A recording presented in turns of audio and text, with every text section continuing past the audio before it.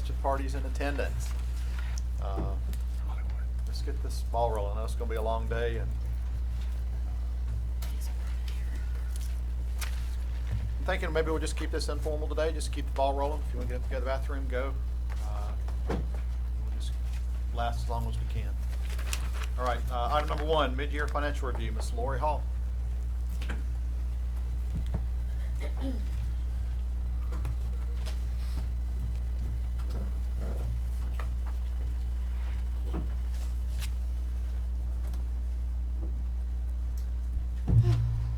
Good afternoon.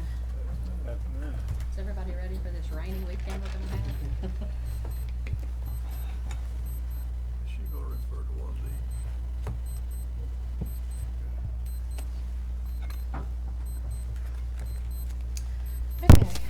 Okay, If I eat while you talk. go right ahead. It doesn't offend me a bit. Cause after I do my presentation, I'll probably be eating myself.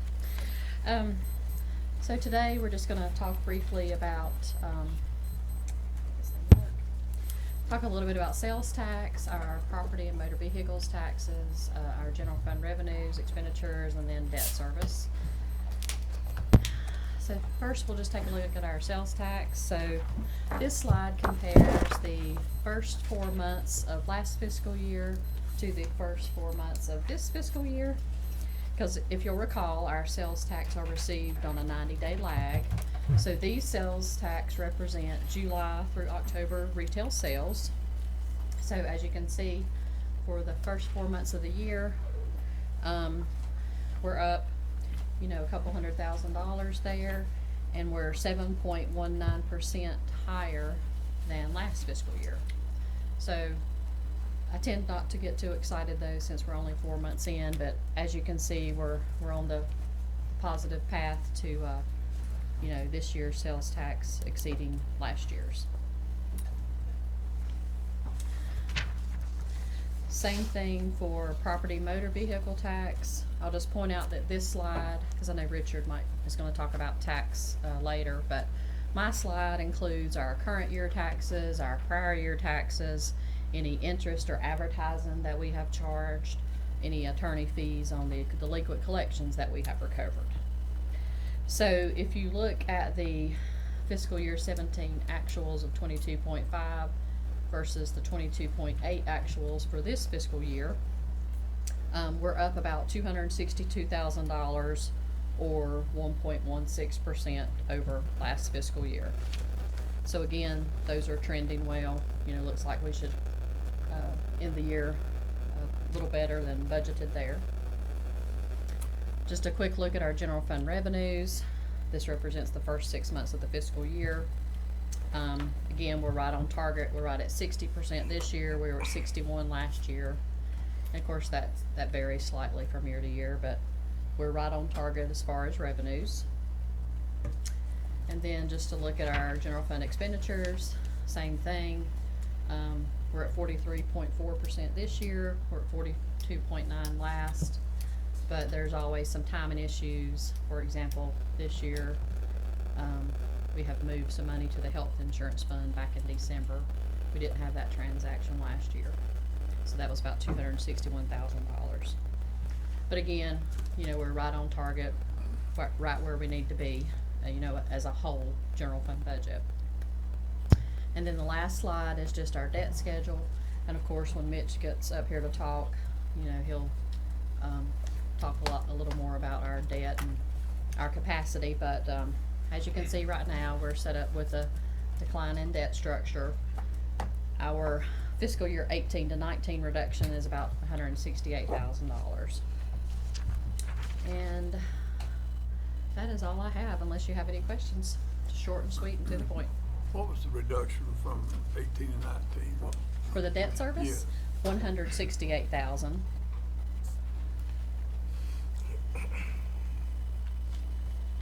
Thank you.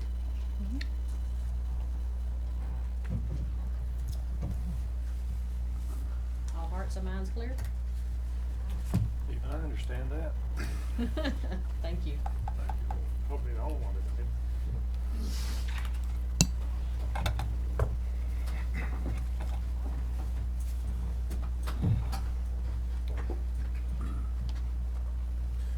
Derek.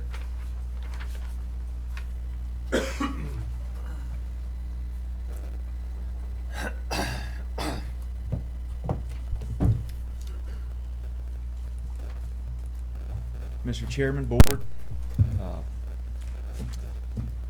thank you for having me up here and looking forward to talking a little bit about the 2017 year, looking back at some of the things we were able to accomplish, as well as some of the challenges we were faced with, and trying to begin planning for the upcoming fiscal year. I think what Lori hit on, and I was thinking as I was putting this together, is the 5 budgets that I've had the privilege of working together with you on. There's a common theme, and that's consistency. Consistency is good if you're the New England Patriots. It's not the Miami Dolphins type consistency is not good. But I think this board has consistently shown and proven time and time again its financially responsible leadership.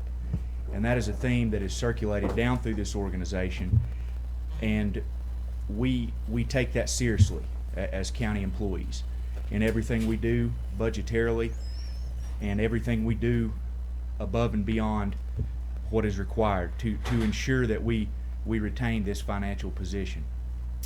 And that is consistently good. If you'll recall, the auditor came back in January, went over our audit. Once again, consistent, great audit report. Mitch is going to get up here in a second. He's going to talk about things like our fund balance ratios, our debt to assessed value ratios, our tax supported debt ratios. And all these are financial indicators. And to save Mitch a little bit of time in his presentation, I think I can say with certainty that all these indicators that Mitch is going to go over with you, just like the auditor went over with us, they all point to one thing, and that is that Macon County is second to none in terms of financial stability when compared to counties our size across the state of North Carolina and even compared across the nation. So that is something that I think that this board should be proud of, because it is directly attributable to your leadership and also the county employees whose hard work keeps this organization on the course that you set for it. In 2017, we continued to enhance our recreational and community-oriented facilities.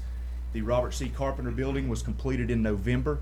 This $796,000 project basically took a building that has been a staple in our community for 4 decades and breathed new life into it, making it able to continue serving our families and the communities of Macon County for decades to come.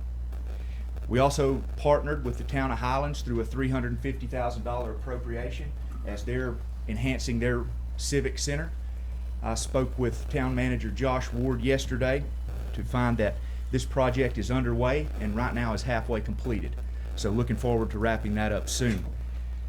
County maintenance staff was able to install a new roof on the recreation center at Nantahala, as well as make some much needed interior and exterior repairs to the Nantahala Library. We have improved the greenway. Right now, maintenance is in the process of completely redoing the slab at the Tassie shelter. They're also currently right now in the process of starting the Wesley's Park water feature that we have heard many people talk about. We'll have that repaired and ready to go by spring. The town of Franklin has reached out and said that they'll be willing to partner with us financially on that project, but nonetheless, we have gotten that underway.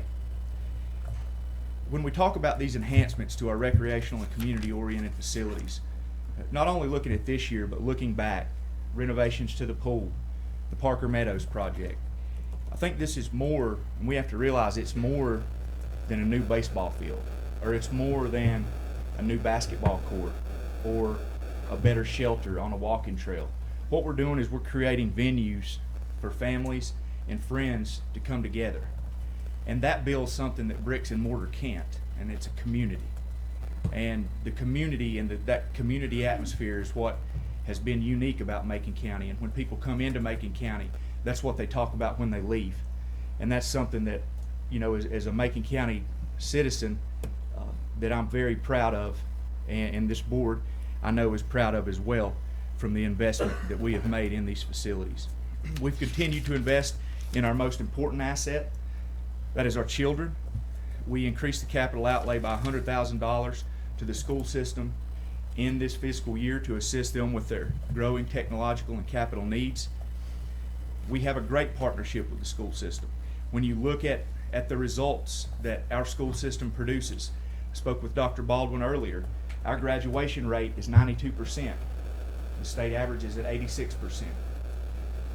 This has been a partnership that has been long-standing. Tuesday night, we will be discussing a $3 million classroom addition, 6 classroom addition, as well as a cafeteria expansion to the South Macon School. This project will bring the 10-year total contribution from the Macon County Board of Commissioners to the school system for facility renovation and construction to almost $60 million. And again, for us to be able for $60 million worth of projects in the course of 10 years, that's taken a high degree of coordination and cooperation between the school system and the Board of Commissioners. And it has proved to be a very fruitful and long-standing relationship. We've continued to invest in our infrastructure and equipment. The detention center roof replacement project is currently underway. This project, while it was budgeted at $150,000, we were able to receive bids and be able to get it done for close to $85,000. So, looking forward to completing that project as well as the savings that we're going to realize. We were able to purchase 6 new all-wheel drive patrol vehicles. The sheriff will tell you, as we see, and we'll talk about it in a minute, the opioid epidemic and the impact it's having on our community. The sheriff says, these folks aren't coming to turn themselves in. And it requires vehicles, it requires equipment.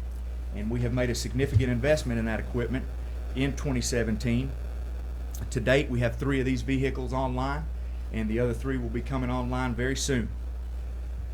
We will complete the telecommunications towers upgrade in July of 2018. It's something that I know Warren is here today. He and his staff have worked very hard putting that together. It involved an extensive planning phase, but we're finding out now just how much that planning phase is going to pay off. We're going to be able to sign on to the state Viper system, which essentially is going to result in a very minimal maintenance cost, as it is a system that is maintained by the state. And furthermore, we're going to get basically, Warren, a multi-million-dollar system for a less than multi-million-dollar investment. When this project wraps up, it'll be somewhere in the neighborhood of $1 million, and the state Viper system alone is millions of dollars. So we're able to receive the benefits of that system while keeping maintenance cost minimal and being able to, again, to reap the benefits of that high quality system. Broadband remains a discussion point not only at the local level, at the state level, and at the regional level.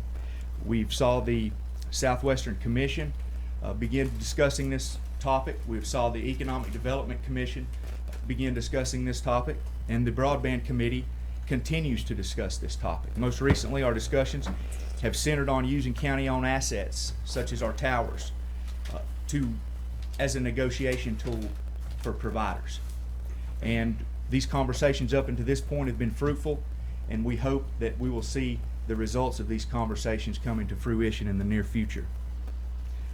We've had some award-winning and innovative programs in 2017.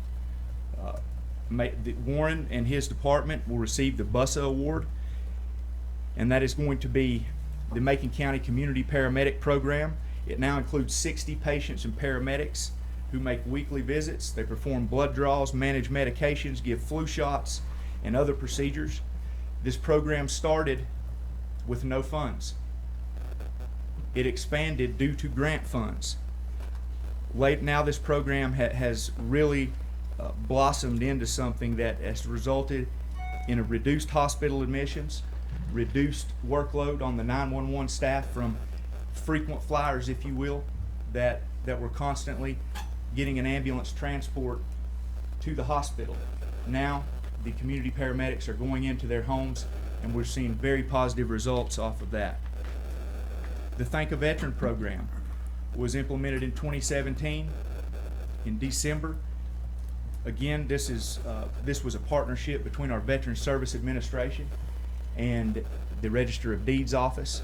And to date, we have over 200 veterans. It just kicked off in December. But today, there's over 200 veterans participating in this program in 30 businesses. Basically, what they do is they issue you a card if you're a veteran, and the participating businesses offer discounts upon showing them that card. That has been an extremely successful program. Like any year, while 2017 has brought accomplishments, it has also brought challenges. Healthcare. Health insurance, as you're aware, each of the 5 budgets that we've discussed together, we've discussed health insurance.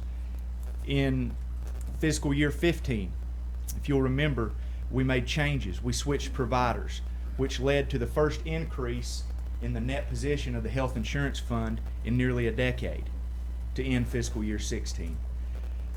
Going on into fiscal year 17, we had a terrible claims year. Even with the changes we had previously made, that resulted in a $432,000 decrease to the net position, leaving only $97,000 there. The Board of Commissioners, in moving into this fiscal year, appropriated $261,000 to be put in that net position, and as of January 31st, our revenues are outpacing our expenditures in the health insurance fund by $232,000 to this point. But we must keep in mind, and it is very noteworthy, that this surplus does include a stop loss payment from the prior year of $267,000. So if you look at it that way, we're still running about even, and that's something that we're going to continue to monitor and continue to make changes as necessary. Mission Hospital. As more services from Angel Medical Center move to the Mission campus in Asheville and surrounding areas, it's creating an increase on demand for certain county services. We've had a bad flu season this year, but at the same time, there was a time period where the insurance provider for the county, Blue Cross Blue Shield, was no longer being accepted by Mission. If you look at the health clinics numbers this year, which again has been with the health insurance, the starting of that health clinic was one of the changes made. And that has been a saving grace to the Macon County Health Insurance Plan. They do a great job, and I can't say enough good things about the results we've seen out of that health clinic. When you look at it this year, we're on pace for 1,000 visits, and that is up from 650 visits last year. So it is being utilized more, but the point I make with that is decisions that are out of our control are impacting the services that we're having to provide. They're impacting the services of Warren EMS, transporting to facilities out of county and out of state. Another challenge that we're faced with is the lack of our ability to have a crystal ball to really know what the state and the federal government is going to do.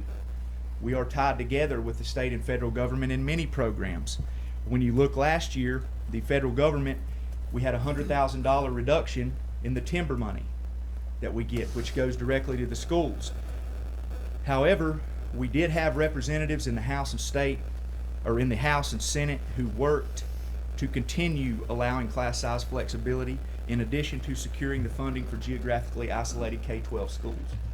So while we got hit here, we had some help from the state legislature in making sure that those two things were incorporated into their budget. In other areas, you look to the jail. The misdemeanor confinement program essentially requires the county to house inmates that were once housed in the state facilities. While this does generate revenue, we do get paid for this. It takes up beds. It takes up space in our facility that is already running on average over what it is built for. And I think you can look directly to that as a direct result from what we're seeing everywhere with the opioid epidemic. and the mental health crisis. It's impacting families across the United States of America. It has no regard for race, no regard for age, no regard for sex. It's impacting everyone. I think, the NCACC in this year started an initiative, the Meeting in a Box initiative. It was actually a continuance of the initiative started by Commissioner Bill during his presidency with the mental health. So in continuing that initiative, the NCACC this year sent out to all 100 counties the Meeting in a Box. We were fortunate enough to have the health department spearheaded this and brought all the community leaders together at our November meeting where we could discuss this epidemic and the effects it was having, as well as begin discussing solutions and how we could work together to solve it, generating awareness. You look at departments such as the Sheriff's Department, the Second Chance, the Prime for Life program, which this Board of Commissioners unanimously approved, that allows inmates that have a problem with alcohol or drugs to receive counseling while they're incarcerated. The next class that goes through this program will be the 5th class that has went through since its inception. And if a program's like that, or if the opioid awareness program by the health department that they took on, if that can save one life, then you can't put a price tag on it. The budget impact on the detention center, however, is something that is also real and coming out of this opioid crisis. You can look at it in the out-of-county housing. To give you an idea, from fiscal year 12 to fiscal year 16, in that 5 fiscal year time period, we spent $310,000 on out-of-county housing.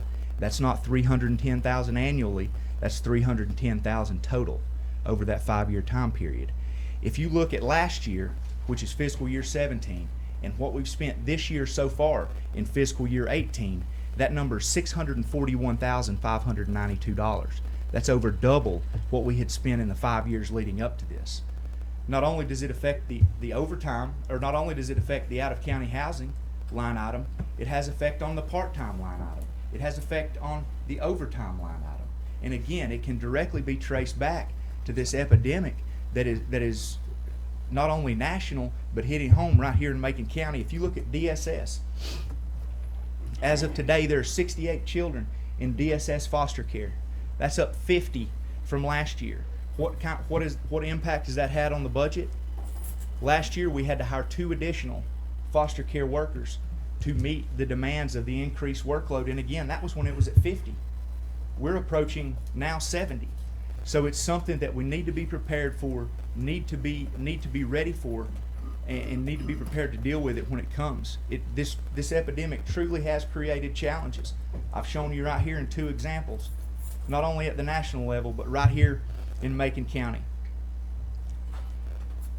So I've listed the accomplishments. I've talked a little bit about the challenges. And one might ask, how do we accomplish this while we're able to take these challenges on and address them, yet we still continue to enjoy the strong financial position, which you hear from our auditor, our finance officer. You're going to hear from Mitch. Everybody that ever looks at our books talks about that.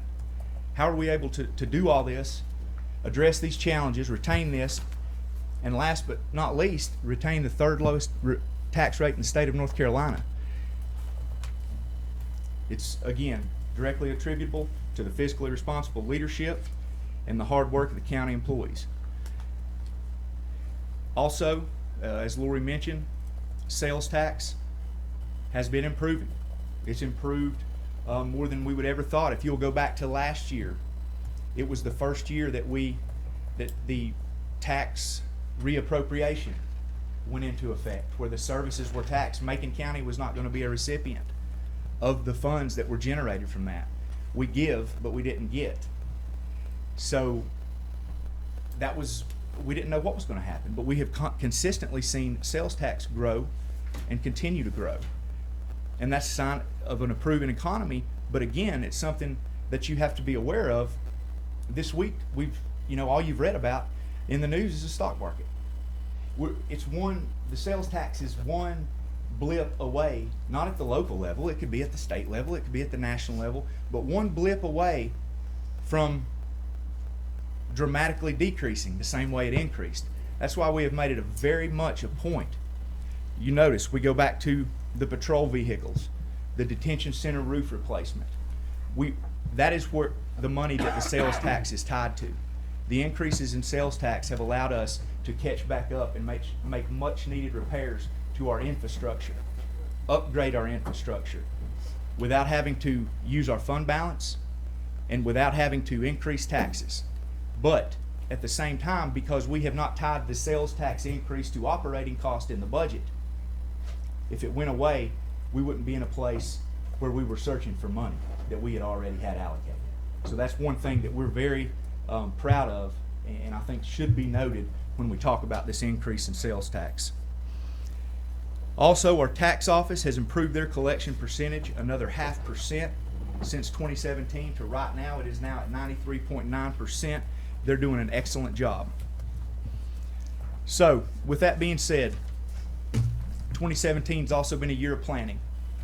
We, from the get-go at this budget session last year, it was a top priority for this board to begin work on a capital improvement plan. And I would like to remind everyone, before we start discussing this plan, that this is a planning document. Just as important as the projects contained within this document are the parameters that this document will set for this organization, which Mitch is going to, I ain't going to steal no more of your thunder. No, keep going. Mitch is going to go over that right now.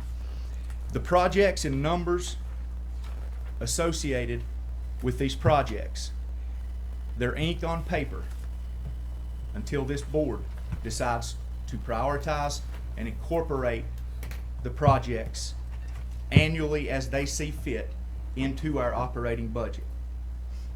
What this will do, though, these parameters that we're going to go over, it is going to ensure that we're constantly aware of how decisions that we make today impact our financial future of tomorrow. It gives us a roadmap for completing the projects that we feel are most important, while ensuring that we will be able to retain our financial position that this board has worked so hard to get us to where we are today. And with that being said, Mr. Chairman, if anyone has any questions or would like to add or take away from anything, I'll be happy to entertain any questions. If not, I will turn it over to Mitch Briguglio with Davenport at this time. We have been very fortunate to have Davenport working with us on this capital improvement plan. The way it has went, with all the information and the back and forth, they've really done a great job, and we're really proud of the product that we're able to present you here today. All right, thank you, Derek. Good job, Mitch. Welcome. Thank you. Mr. Chairman, members of the board, thank you for having me. Fix a little bit.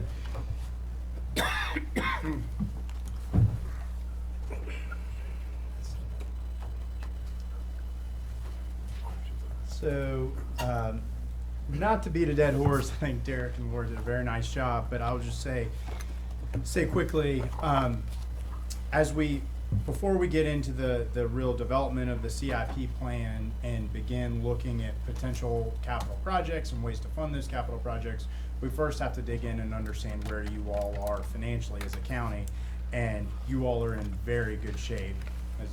As Derek and Lori both said, you've managed yourselves very well from both a financial and a debt perspective over the years, and that has put you all in the position you're in today to think about funding a capital program and thinking about funding significant projects over the next 5 to 10 years, and still maintaining that healthy financial profile. And as we look to fund this CIP, we're going to be keeping that in mind, setting some parameters to be sure that we maintain that healthy financial performance as we go forward in the future. I know you all have seen some of this material, the details of this material. My plan was to go through this at more of a high level, but if you have any questions, please keep it conversational along the way. Jump in. If you want me to dig into more details, I'm happy to do that. But my thought was I'll hit the highlights along the way and can dig into the details as you would like to. Okay, so just starting out quickly, to reset the stage for you all on page 2, and again, page numbers in the bottom right corner. This process started with your budget last year and you all giving direction that you would like to pursue and review a capital improvement plan. It's been a partnership between mostly your staff, but us as well, in helping through the process. And it started with a request out to all the department heads to try and get a good understanding of what are the potential needs of the county and the individual departments going forward. Those requests came in, and your finance and management staff reviewed those requests, went through them, categorized them, and sorted them in an understandable fashion. And at the same point in time, we were working with the management and finance staff to develop what we call a debt capacity and a debt affordability analysis. And these are two related concepts, but different. And debt capacity measures your ability to issue additional debt within certain parameters, looking at key ratios that are measured by the rating agencies, by the LGC, by investors, making sure and calculating how much debt you can issue and maintain a reasonable level of a debt load underneath those various ratios. That is the capacity aspect of it. But just because you have capacity to issue that debt doesn't necessarily mean it's affordable for you. So, said another way, you might be able to get a $200,000 mortgage, but that doesn't mean you can pay for it on a monthly basis. So the other concept there is the debt affordability. What are your cash flows in your current budget? What dollars do you have in your current budget that are available to pay for capital and debt service? And how do those dollars change in the future compared to your existing requirements? And what opportunities does that provide in the future to fund additional capital projects?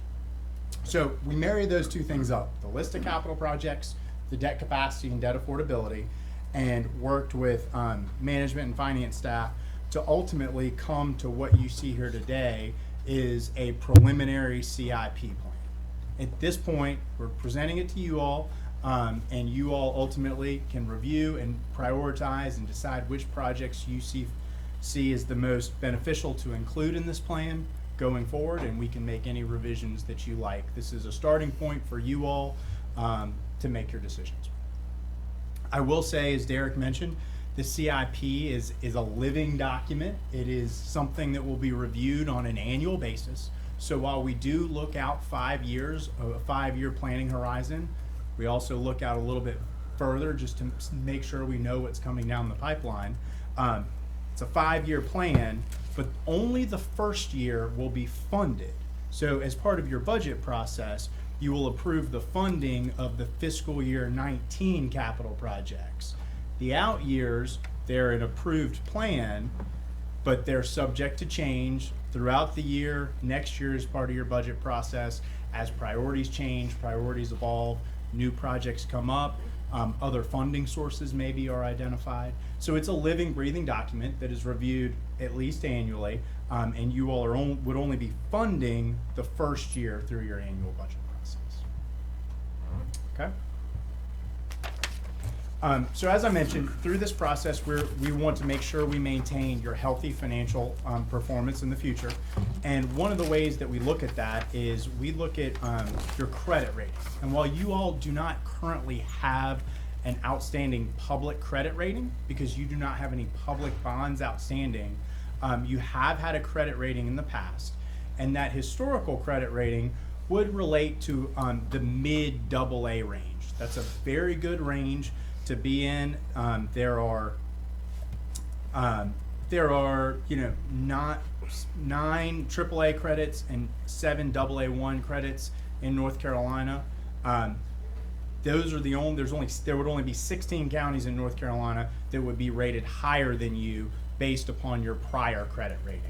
And from what we've seen, I think there would be opportunities to improve on that prior credit rating moving forward as you continue your strong financial performance. So you're starting from a place of strength in terms of being able to issue additional debt or fund additional capital projects, And whatever decisions that you all make along the way, we want to make sure we give you the information to make good decisions to maintain that strong financial performance.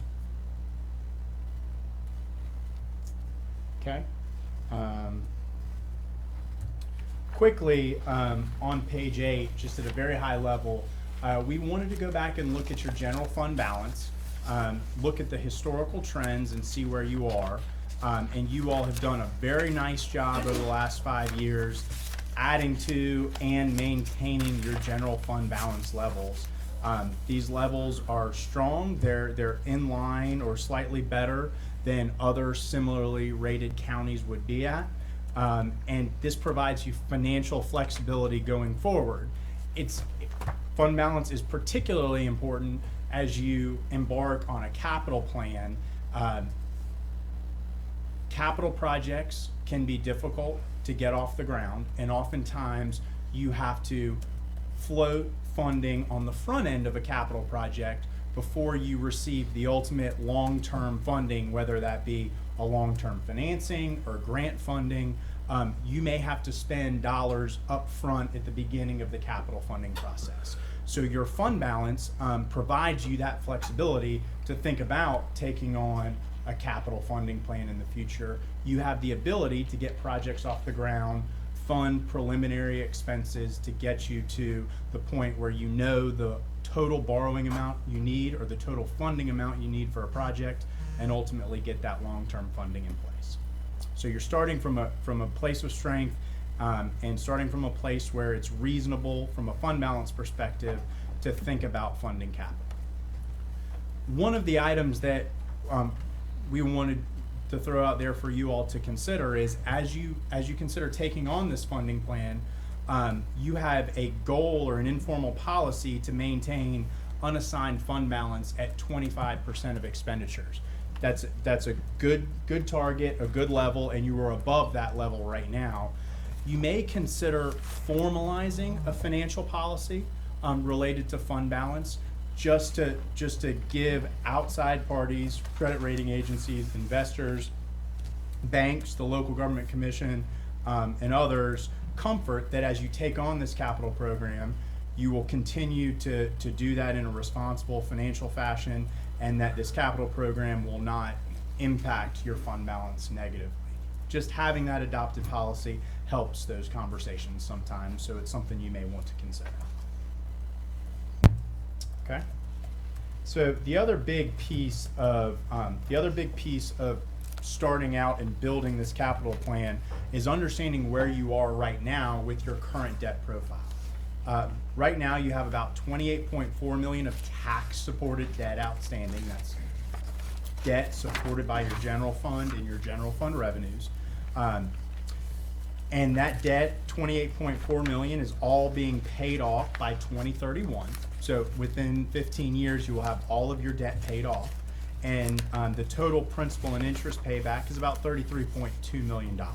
So $28.4 million of principal, about $5 million of interest payments on that principal outstanding.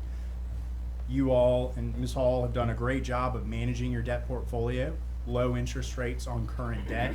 That's helped to minimize that interest expense going forward.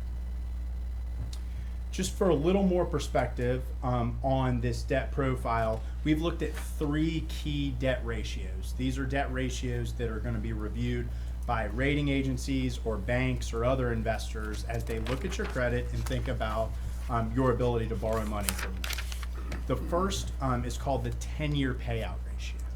This is a measure of how quickly you're repaying your existing principal of debt outstanding. So it is looking at making sure that when you issue debt, you begin repaying the principal in a responsible fashion, that you don't issue debt and then push the payoff of that debt out for many years to come. When you issue bonds or debt or take out a loan, you begin the repayment in a responsible fashion.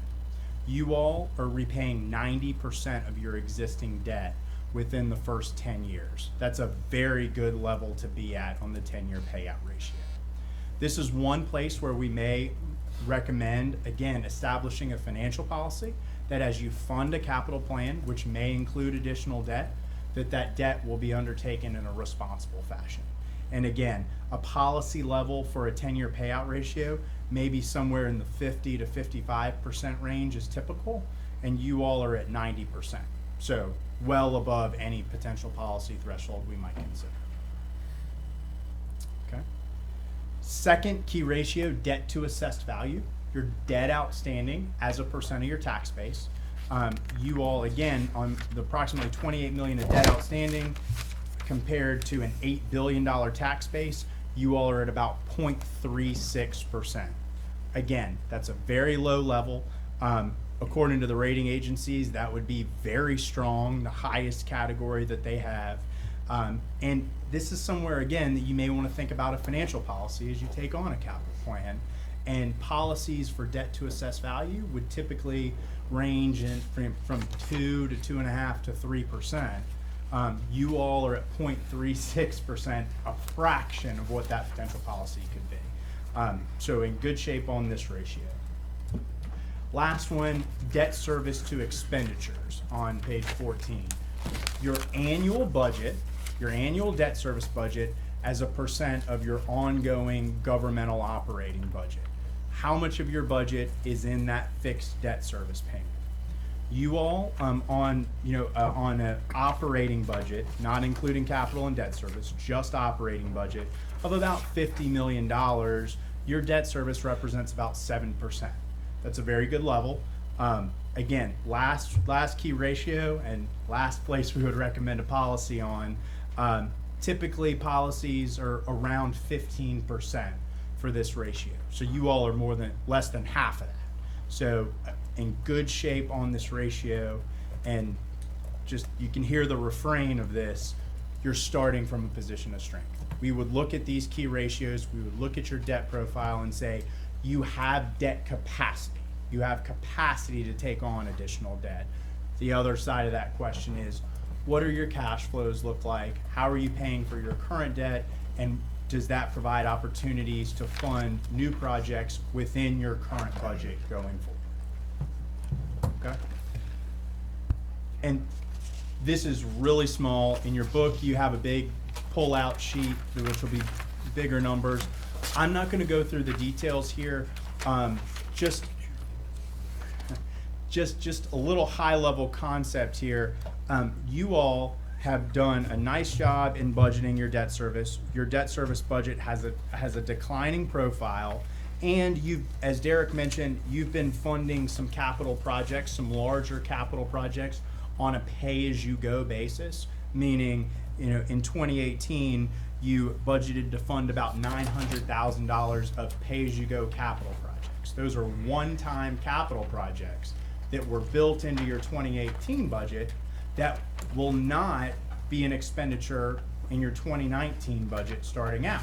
So between your declining debt service profile, between the pay-go capital projects that you've identified, and some of these excess sales tax dollars that Derek mentioned earlier that you've had the ability to use in the past, you have dollars within your current budget to pay for future capital projects and future debt service payments. So you have capacity and you have some affordability within your existing budget without having to come up with new dollars to fund capital projects. The question will be, how does that capacity, how does that affordability line up to the projects as you all see them as being necessary, desired, prioritized to fund over the next 5 years as part of the CIP process?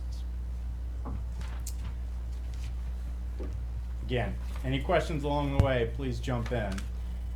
But I'm gonna scoot to page 19, which is high-level summary of the current draft of the CIP by department. Again, this is something that project requests were received in by department heads. Derek, Lori, and their staff have gone in, looked at these projects, and taking a shot at prioritizing them by year. And we've worked with staff to come up with a plan to fund those projects that includes a combination of pay-as-you-go capital, grant funding sources, and then some use of debt. Basically, over the first 5 years here, ending in fiscal year 2023, so it's your current year, fiscal year 18, and then the 5 years, FY19 through FY 2023, there's 40.4 million of projects that have been identified and 40.4 million of sources that have been identified. About 11.8 million of that, 11.9 million are outside funding sources, grants. Those are mostly tied to airport projects that commonly receive grant funding. There is about $10 million, $10 to $11 million of pay-as-you-go financing. And then we've also included about $17 million of debt issuance. That $17 million of debt issuance is some shorter term 5-year debt, and then some longer term, about the bulk of it, about 16.7 million, being longer term debt. When we've made our longer term debt assumptions, we have assumed a 15-year final maturity. For these type of projects that are being considered for debt funding, it wouldn't be uncommon to see the amortization structure stretched out to 20 years, which would lower the payment, but would also increase the interest expense. So we've started with sort of a more conservative 15-year amortization, but we could look at doing some of that on a 20-year basis if that made sense. But felt like for right now, we'll stick with the shorter term, more conservative structure. When you wrap that all together, what it ends up being is about 30% grant funding, 30% pay-as-you-go capital funding, 40% debt funding, which is a very nice mix. We see some policies for other clients that just requires over a 5-year rolling period, at least 10% of the funding is pay-go funding. So you all have, again, positioned yourself nicely to not need to borrow as much debt to fund the CIP. Only about 40% of the projects are being debt funded. Again, 30% pay-as-you-go funding, which avoids interest payments, and then 30% coming from outside funding sources. Mitch, if I could interject and just let the board know, the projects that are on here, again, that was why that I mentioned in my presentation to pay attention to the parameters rather than the projects themselves, as you will be the one who ultimately prioritizes them.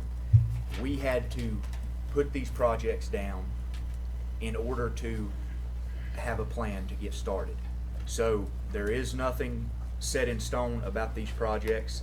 It was a prioritization effort by Lori and I to get it into the plan so you guys could see how this plan works.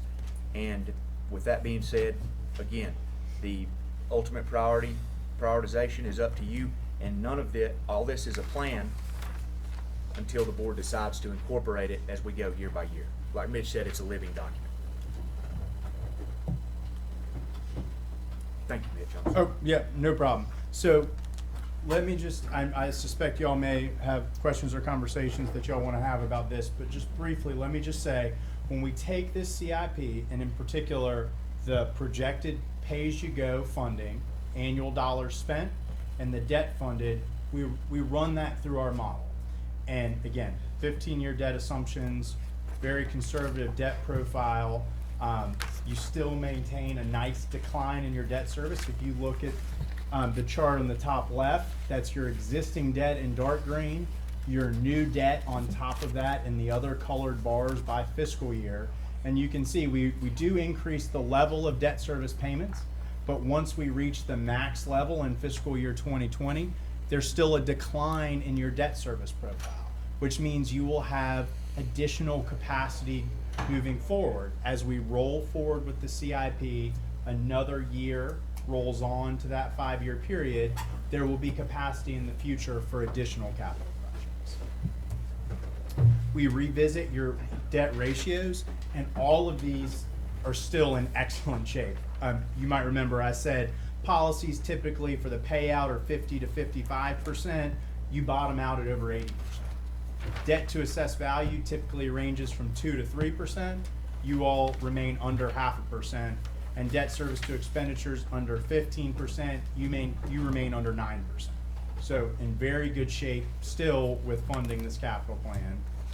And then from an affordability perspective, you essentially have the ability to cash flow all of these projects, whether it be the PAYGO funding and the debt service, within your existing budget.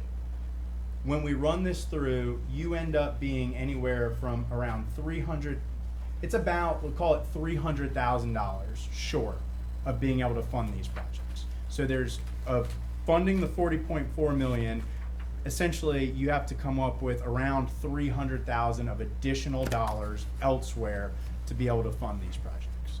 If your revenue growth comes in higher, if your interest rates that we've assumed come in lower, if project timing changes, you could have this funded without needing to come up with any additional dollars.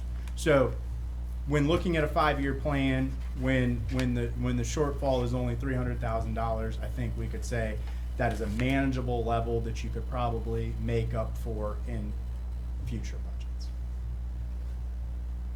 So all in all, I think very good story for where you are now. And so when we revisit the steps in that development process, we've done a lot of work on the front end to get this information to you all. Now it's in your hands. You see the draft of it, and it's really, I think, Derek, looking for the board's feedback and prioritization of the various projects. We can revise this information as necessary, run whatever scenarios you'd like to see, but ultimately we would come back to you all with a document much like this, watered down a little bit, but much like this, that would have by department the projects by fiscal year and identified funding sources for a 5-year plan that would be adopted by you all, but the approved funding, again, would only be for fiscal year 2019. Future years would have the ability to change as new information becomes available. That's developed with the county man, heavy input. Yes, sir. We are, our main role in the process is running the models, helping think through debt capacity, debt affordability, and how to fund the projects. What projects get funded and ultimately what years they get funded is totally up to you all. We're just helping facilitate that decision process. And this is a must to have this a snapshot in our financial times right now. And as much time and energy as our staff and you and our funds to get to this point, what is the history? You're dealing with political creatures here who sign off on this stuff. What is the history? Once you develop this plan, get it rolling, that's the way the county government should be run, or any business should be run with this plan. The continuity in other boards, what is your history on that?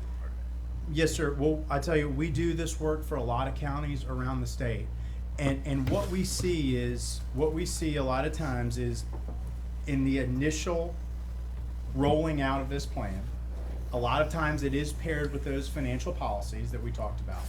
And that's reserve policies, debt funding policies, but it also can include capital budgeting policies, which is essentially that this plan will be revisited and revised on an annual basis and presented and adopted by the board.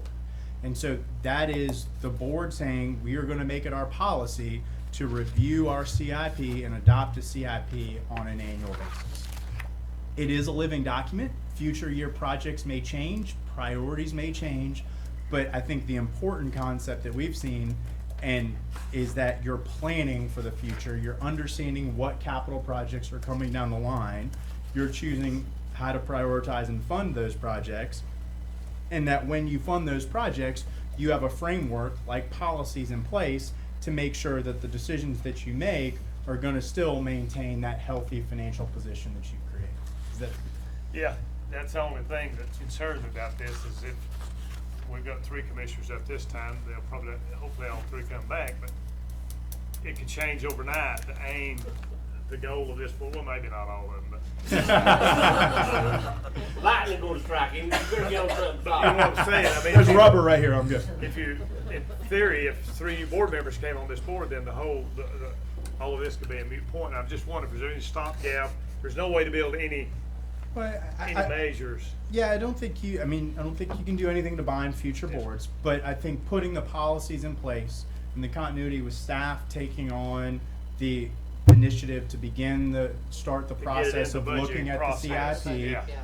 It's in the budget process. It'll be put in front of future boards. I mean, if future boards say, you know what, we don't want to do it, yeah, that's up to them. But what it becomes is it becomes part of the annual budget process that's- and part of just the organizational structure, and you become.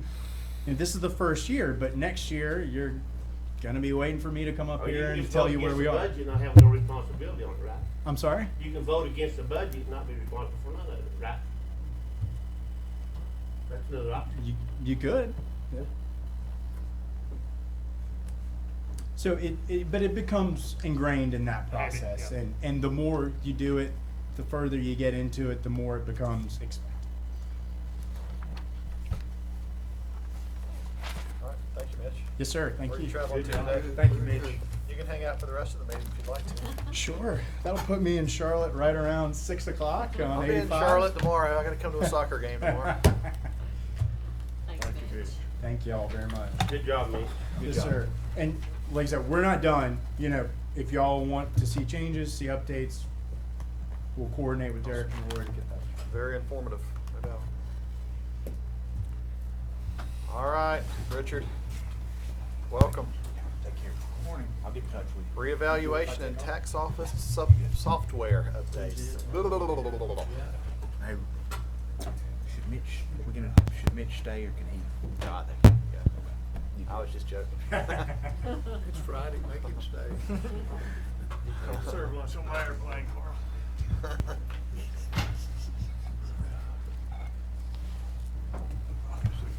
Now, Two little girls have a date with dinosaurs tomorrow, so if I get stuck here, I'll be in trouble.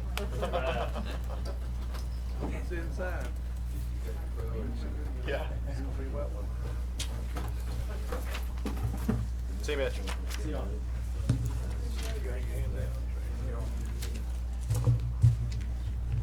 Ready, Mr. Chairman, are you? Absolutely. Okay. Take off. What we're gonna do is bring you up to date on the revaluation. Some of you have been around and some have not during this time frame. And this year it gets pretty busy and it will run through budget time next year. So it's a busy 14 months or 16 months coming up.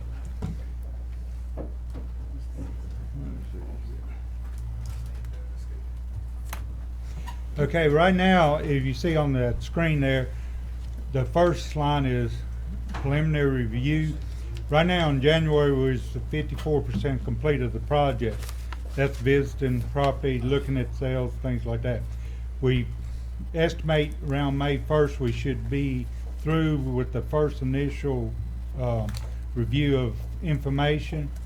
New construction will be picked up in quarters this year, March, June, September, and December, because you don't want, there's certain things right now finishing up in December that we can put on 100%. You don't want to wait until the end of, November, December, trying to get all that together on top of finishing the revalve and doing what's involved with that.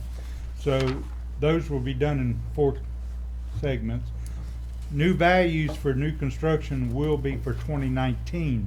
So if you're building something this year or halfway through something this year, come December when we look at it and finalize values, then if you got something 70% complete, it should be on your bill next year. If it's 100% complete, it should be on there. And there's always a few that slips through, and we pick them up during the process between, after the notices go out and hearings and things. January 18th through November, we will examine and fine tune values because we really want to look at sales in this past year, 17 and 18, to get an idea of where the market is, because you always got high sales, low sales, and just things are, why are people getting it at that price or whatever. So the more data, the better you are. comes schedule of values. That's the most important thing you'll see in this coming year. It's the schedule of value. We have to adopt a schedule of value. This is the time frame we need. Somewhere around June 5th, we'll present that. That's the schedule of values for all buildings, construction, land, everything. And it also is, in this county, we adopt the use value as part of our schedule of values. It's a add on to that. And once we present it to the board, the next step, you got to hold a public hearing. So I put the June 18th somewhere around there, because usually you have something going on with the budget or something like that, so we can hopefully tie it together. We need to adopt it in July. If we adopt it later, it runs way up into the end of the year, and you'll see that in a minute, because we have to send 4 notice of publication to the paper, so you see the dates there. Last date to appeal is August. That's based on June 5th presentation. If we move anything, it moves the whole schedule.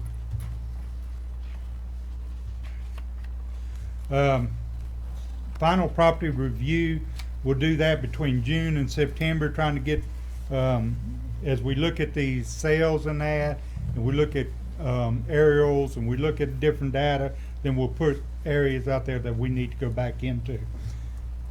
August, we need to hold learning sessions. And what we're going to do this time around, I think, is hold a tax academy here in this facility right here. And I'm not sure on the dates and that yet, but I've talked to the press and I've talked to county manager and other people. And what that would do is encourage people to come, sit there an hour or two. We'll take them through, depends how I set it up. I may set up where you learn all about the taxes plus revow, or maybe 2 different sessions or something like that. So that will give the public a good opportunity to be here, learn, and then also we can have that presentation put on our websites and our YouTube areas. Notices will be sent January thereabout of 19. Informal appeals are 30 days after you get that notice in the mail. It says, we put your value, your property at X. You either agree or disagree.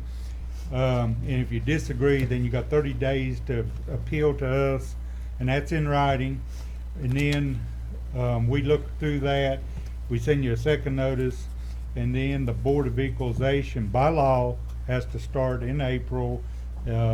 You have to open and close in a time frame.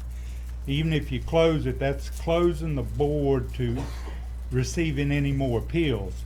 If I got 400 appeals and I hadn't worked through them, when they close the board, that means basically no more appeals is allowed, and that's under statute. They're real strict on that. Okay, tax software. We've talked about this last 5 years or more. What we did is preliminary talked about it, looked at the companies out there, reviewed the vendors, and evaluated what's out there.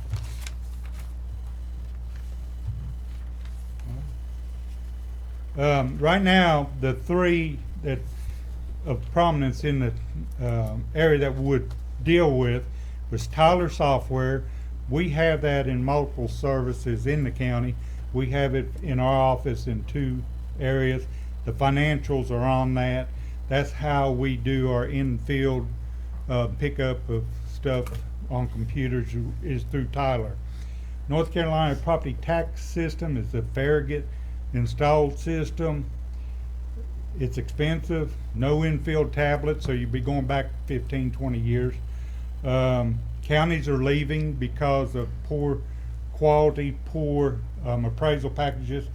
Rufton County went on it. They're going to try to do this revalve, and they're looking back, going back off of it to what we have. One of the counties down east have what we have. NCPTS couldn't do their reappraisal. They did it on our system, and so it's not a good solution.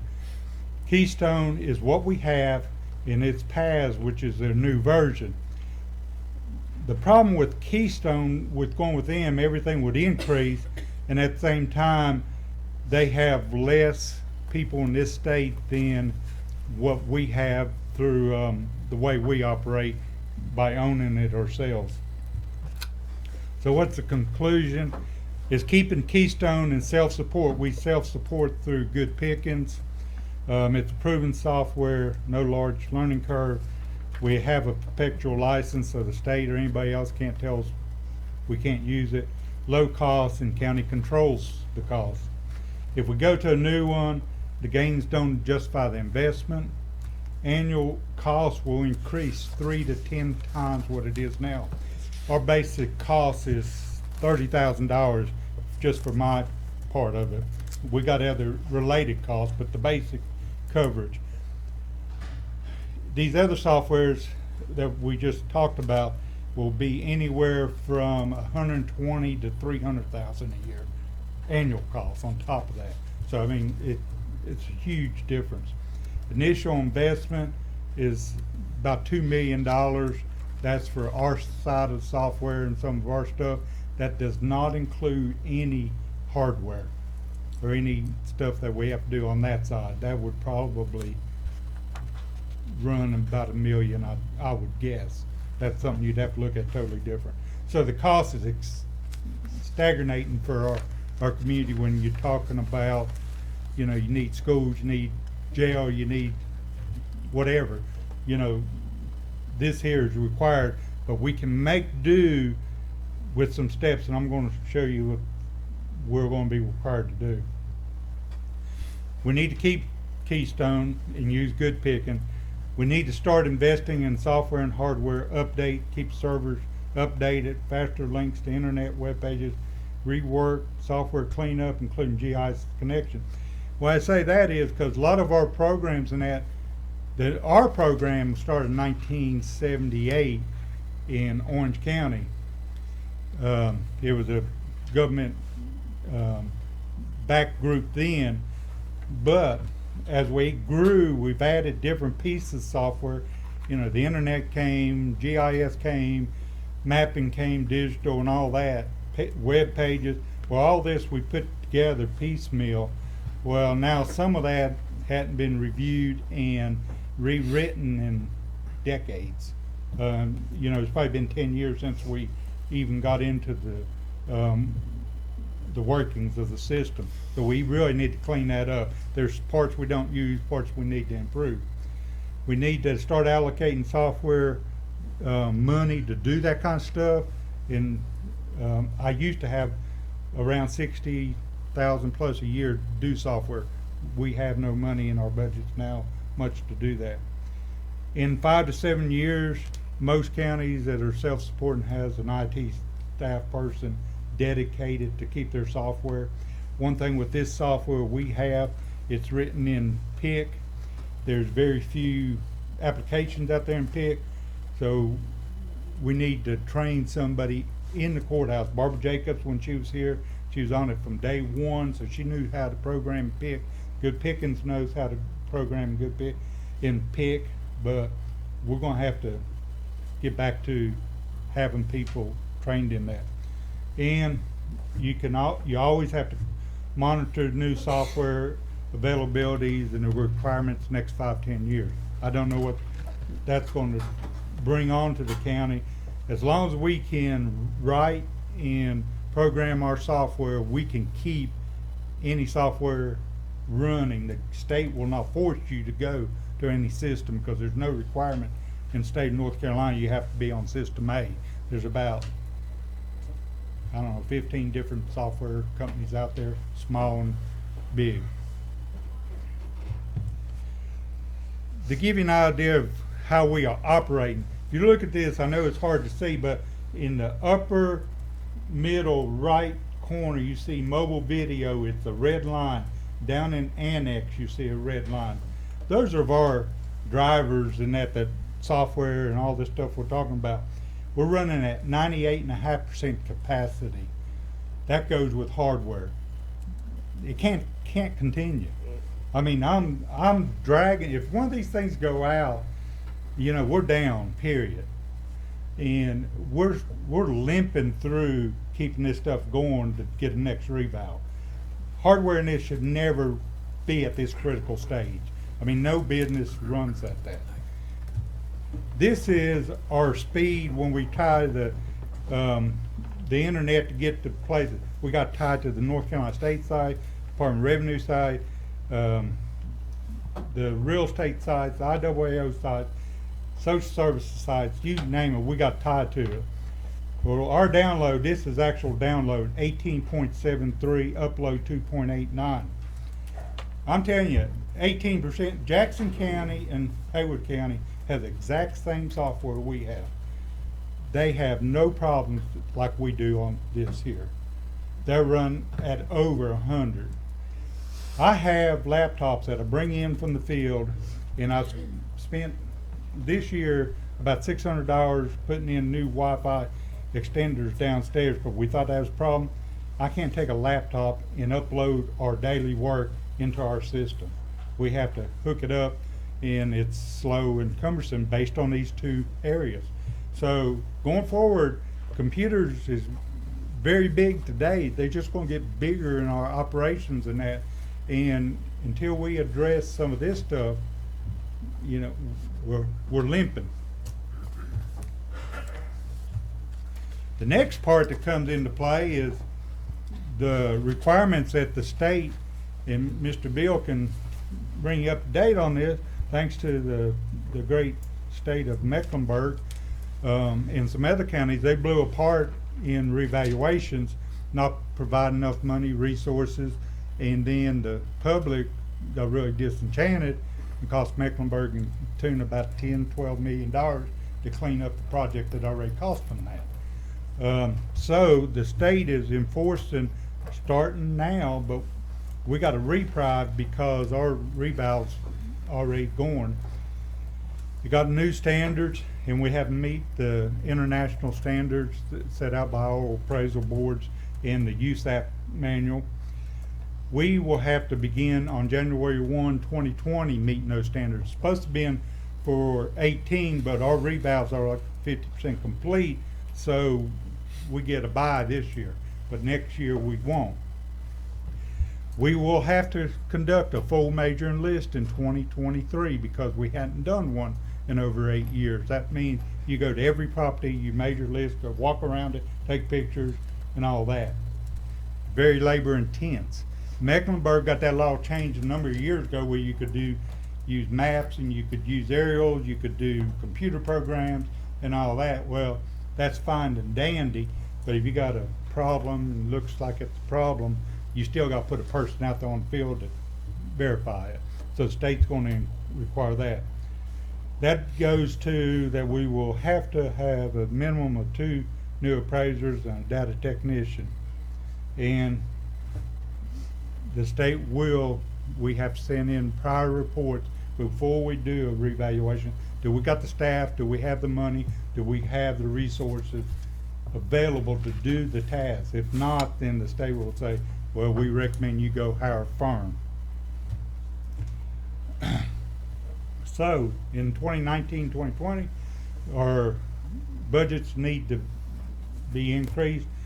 The red there says reestablishment of the revaluation fund. This is under 153A 150. That is a report we turn in every July. We've been getting by saying, you know, we do it in-house, but now with these new requirements, you have to prove you have the expertise and the capability to do it in-house. Even though we've never been questioned. Do what? We've never been questioned if we have that capability. Well, not until this last blow-ups. So software and hardware becomes a real issue at that time frame. So here's some of the deadlines. Appraisers need to be hired and in training in January 2020.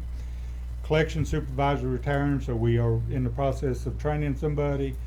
Tax administrator assistant is training because I don't know how long I want to be available full time. New land record supervisor, Mr. Proventer, comes up on his retirement date 19 also. So there's a lot of things going on. consequence for not meeting budget need, Macon County would have to hire a private firm to do revaluation if we don't meet all those needs I just mentioned.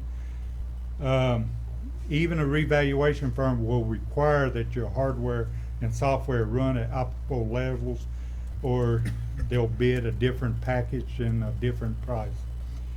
A contract reappraisal would run around 2.2 million or more, because it'd be a full measure and list. So did the county really want to put $2 million in somebody that's coming in for 18 months, 2 years, hire part-time people that may or may not know what they're doing? We did that a couple times while I was here, and basically you just put people out there with pulling a measuring stick, and they may know nothing about appraisal, or they may be good or whatever. It's not a good deal. Here's the timeframes of the 3 projects. The blue there is the present project. We'll finish somewhere around April, June of this next year. The straight line is the software. That's just going to be a continuing investment from here on out. The next line is, we got started in January 2020, doing the full measuring list, and it ends in 2023. Now, the fun part, questions, observations, or This anything? thing, Richard, that, you know, that, and this board needs to know where it come from. It come out of one county. And then the legislature had a knee-jerk, as they always do, and so they penalized all counties. So, can you just give this board the guesstimate on how much money we've saved over the past, say, 8 years? I know we've had one since I've been here, 1, 2, 3. Well, we had 99, 03, 07, and 15, so 4. And we've done all 4 of those basically either partial or totally in-house, 3 in-house. We've saved about $4.5 million. So now they want to review it, it's gonna cost more, and can you get by with 2 additional appraisers, you think? Well, I have 3, and I've got one of my assistant, she's qualified as appraiser. I'd rather, yeah, you got, the minimum is usually around 10 to 12,000 parcels per appraiser. Let's do standard work. Well, you have to start But the you gotta full do- listing in 2003 or 2002. Now, we did one back in '03. So, but will you have to start it, When we when started, will you start it in 2022? Or, well, we got to get people in training before you can send them out there and do anything. you're gonna hire them in 2020? Somewhere in that budget frame. If we can find them. I mean, they're not easy. There's everybody in the states looking for appraisers and buying and borrowing from other places. I mean, that means it's a whole different ballgame than what we've done ever for a long, long time. Just Yeah, so having normally your- what we've done here is hired people, decent character, that's trainable. That usually they're local, been here, so they ain't gonna get up and run out and go to another county or somewhere. Jackson County's hired some, they've ended up going to Raleigh already and working in Raleigh because there's not enough people. And some counties have hired these outside firms and had to let them go during halfway through the process. There is no, well, CLT, which owns Tyler Software owns CLT. We had them in setting up a program in 01 or 2, and a appraiser on staff to come in per day then with per diems was $1,000 a day. Is this a general appraisal, or does it go into different levels? What do you have to have to? Well, the state actually has 3 levels of appraisers now for tax offices. So, it'd be entry level. When you start getting into the upper levels, you're starting talking about having actual college degrees in real estate, and the salaries start minimum 50,000 or so. So explain to me that, Carl probably understands it, others on the board, but why you're having so much trouble downloading when you bring your computer in? We don't have the capacity. The where you saw the 3 and 4. the upload is going back into our system. It's running at 2.53 megabits. Download is running at 18 or 20, and you hear all this, and I know the board's been in talking about Wi-Fi and internet out in the community and that. We're sitting right here in the middle of town running at 20 megabytes. No business runs at 20. I mean, if we run at 20, Phil Drake wouldn't be in this town no more. He'd be way gone. Jackson's running at 100 plus in the courthouse. So I'm saying if Jackson can do it, and everybody Haywood can do it, I don't know why we're running 20 here. It comes down to your bandwidth, your hardware that's pushing it, and all this other stuff. When you see your drives running 98% full, and even the lower drives are running at in the 80s, we're not investing in computers and that type of technology no more. So as somebody that's standing here after 30 years and see this go from a card to computers and seeing this computer slow down, our inner office workings, GIS, I pulled up here and work on it, and it's right down in this building. It's slow. I mean, I can move a map and you may not get the map to move for 20, 30 seconds. Derek tried to turn on his one day in the office up there and took him 6 minutes to load GIS up on his computer. I mean, if you take 300 people and they're on computers and they're working that and they're spending that much time losing time, we're spending a lot of money losing money on hours of staff. So we need to get that right. We're not invested. We used to have $150,000, $200,000 a year. We'd invest in softwares and that, and we're not. And I think one thing you'll see in that capital improvement plan, beginning with next year and moving forward, Andy actually has sat down with Richard, Warren, myself, and we've had these discussions, and you will see a dedication to that, improving our IT services beginning next year in the capital improvement plan and continuing on throughout.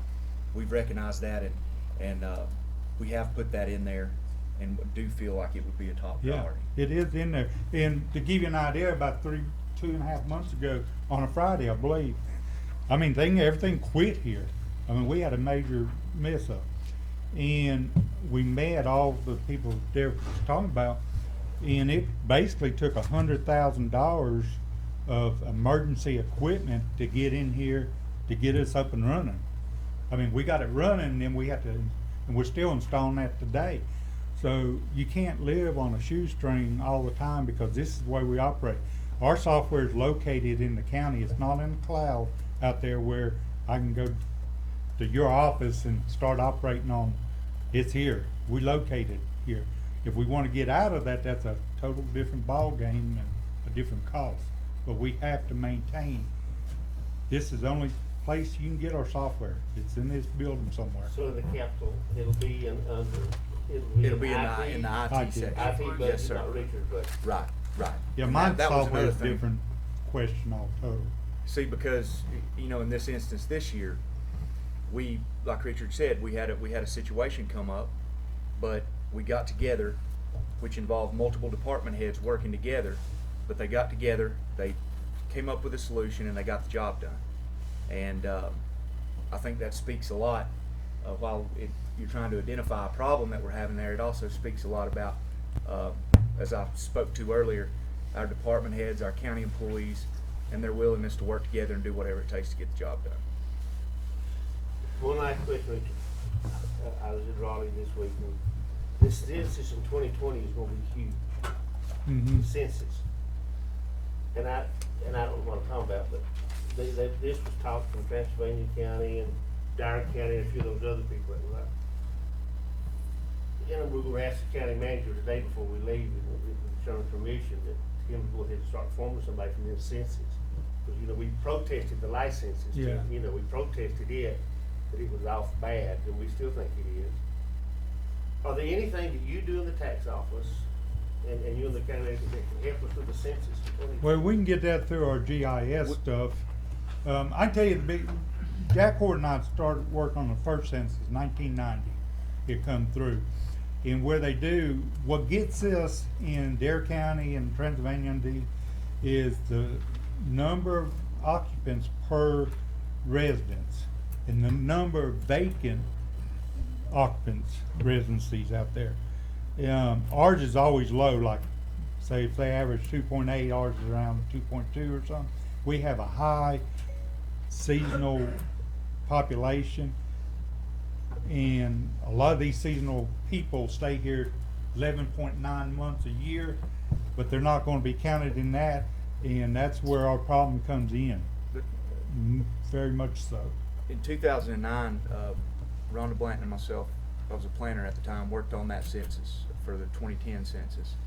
And what they do, which is what they've started doing now, and I've already enlisted our GIS department, they'll send, the first thing they send out what's called a boundary annexation survey. They want to know if the county has taken in any more area or acquired any more property since the last census. The next thing they'll send is what they call a group quarters expansion, where basically the large group facilities, have you had any additional large group facilities?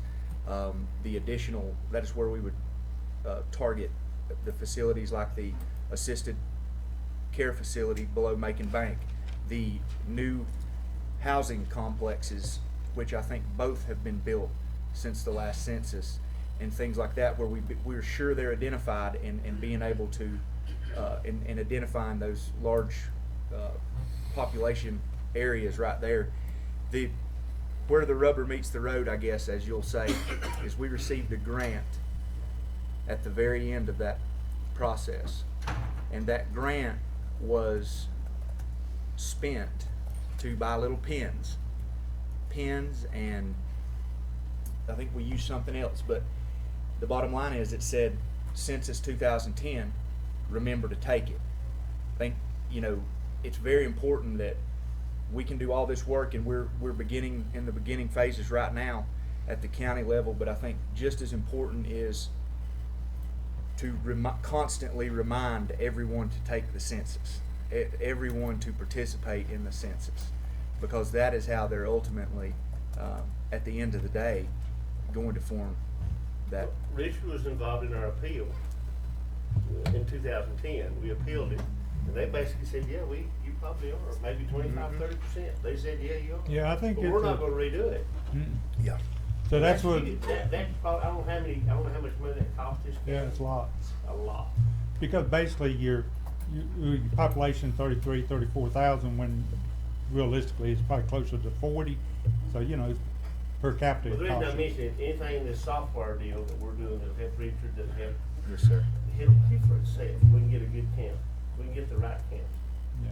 It'll pay for So itself. like Mr. Rowland said, early preparation and getting education out there on census is about the best. But 10 years is a long gap. Mm-hmm. And, as you know, And like I said, don't be shaken because it's reval. Things are still stable. It's not going crazy up or going crazy down. It's just going to be adjustments, and that land's going to adjust because at one time you couldn't sell. You could sell for anything you wanted to. Now it's more selective. So there's a lot of lots in that out there. So that, of course, the market dictates that not as strong as it used to be. Housing in the average income brackets, there's, like I said, there's 30,000 people living here. Well, they gotta live somewhere, and they meet a certain income bracket and certain housing location. So those houses, when they come up, they're pretty snatched up pretty quick. So, that's a strong market. And now, you got other pockets, $500,000 houses, $1 million house, some of the $1 million+ houses in Highlands, Cashier are really coming back. But let's look at the overall picture. When you have commercials, and I'll use 2 shopping centers, being the old Walmart, and it was only at $15-20 million, and it sells for 3.5, and you got a Kmart at the same time that is going down because they're losing people. It takes a lot of little houses to make up $12 million. If your average houses, you know, what, 120,000, so that means that's 100 houses make up $12 million. So if you build new construction and our construction's down and it's not doing 500 new houses a year, it's doing 100, see, the math would get you. So anyway, we'll keep you informed, and if you have any questions about revow or any questions about that, where we are in that, you know, give me a call or call me and I'll come by your office or whatever. And we will be doing, like I said, the educational stuff for the public. Mr. Chairman? Thank you, Richard. Thank you, Good Richard. evening. Thank you, Richard. Good weekend. All right, next up, school system topics. Dr. Chris Baldwin, welcome, Chris. Thank you, Mr. Chairman, members of the board, county manager. Sir, good to see you. Certainly appreciate the opportunity to come before you today to discuss these needs of the school system. Just like to agree with some of the things that Mr. Rowland said earlier. We certainly appreciate the relationship that we have with this board, the school board and I.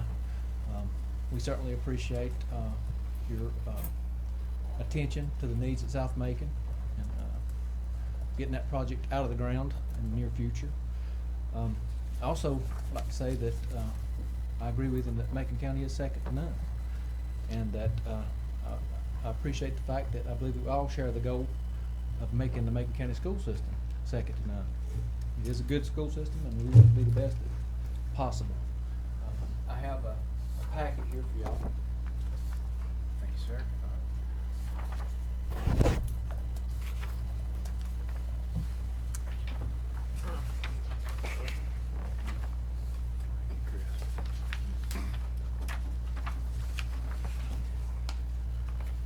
This first page reflects the principal requests. Yesterday, the school board and I and the principals got together, and the principals discussed their projected needs for the upcoming school year. Now, a big part of that discussion yesterday was involved the K-3 class size mandate that seems to have been addressed in the General Assembly, or will be addressed in the next 2 or 3 days.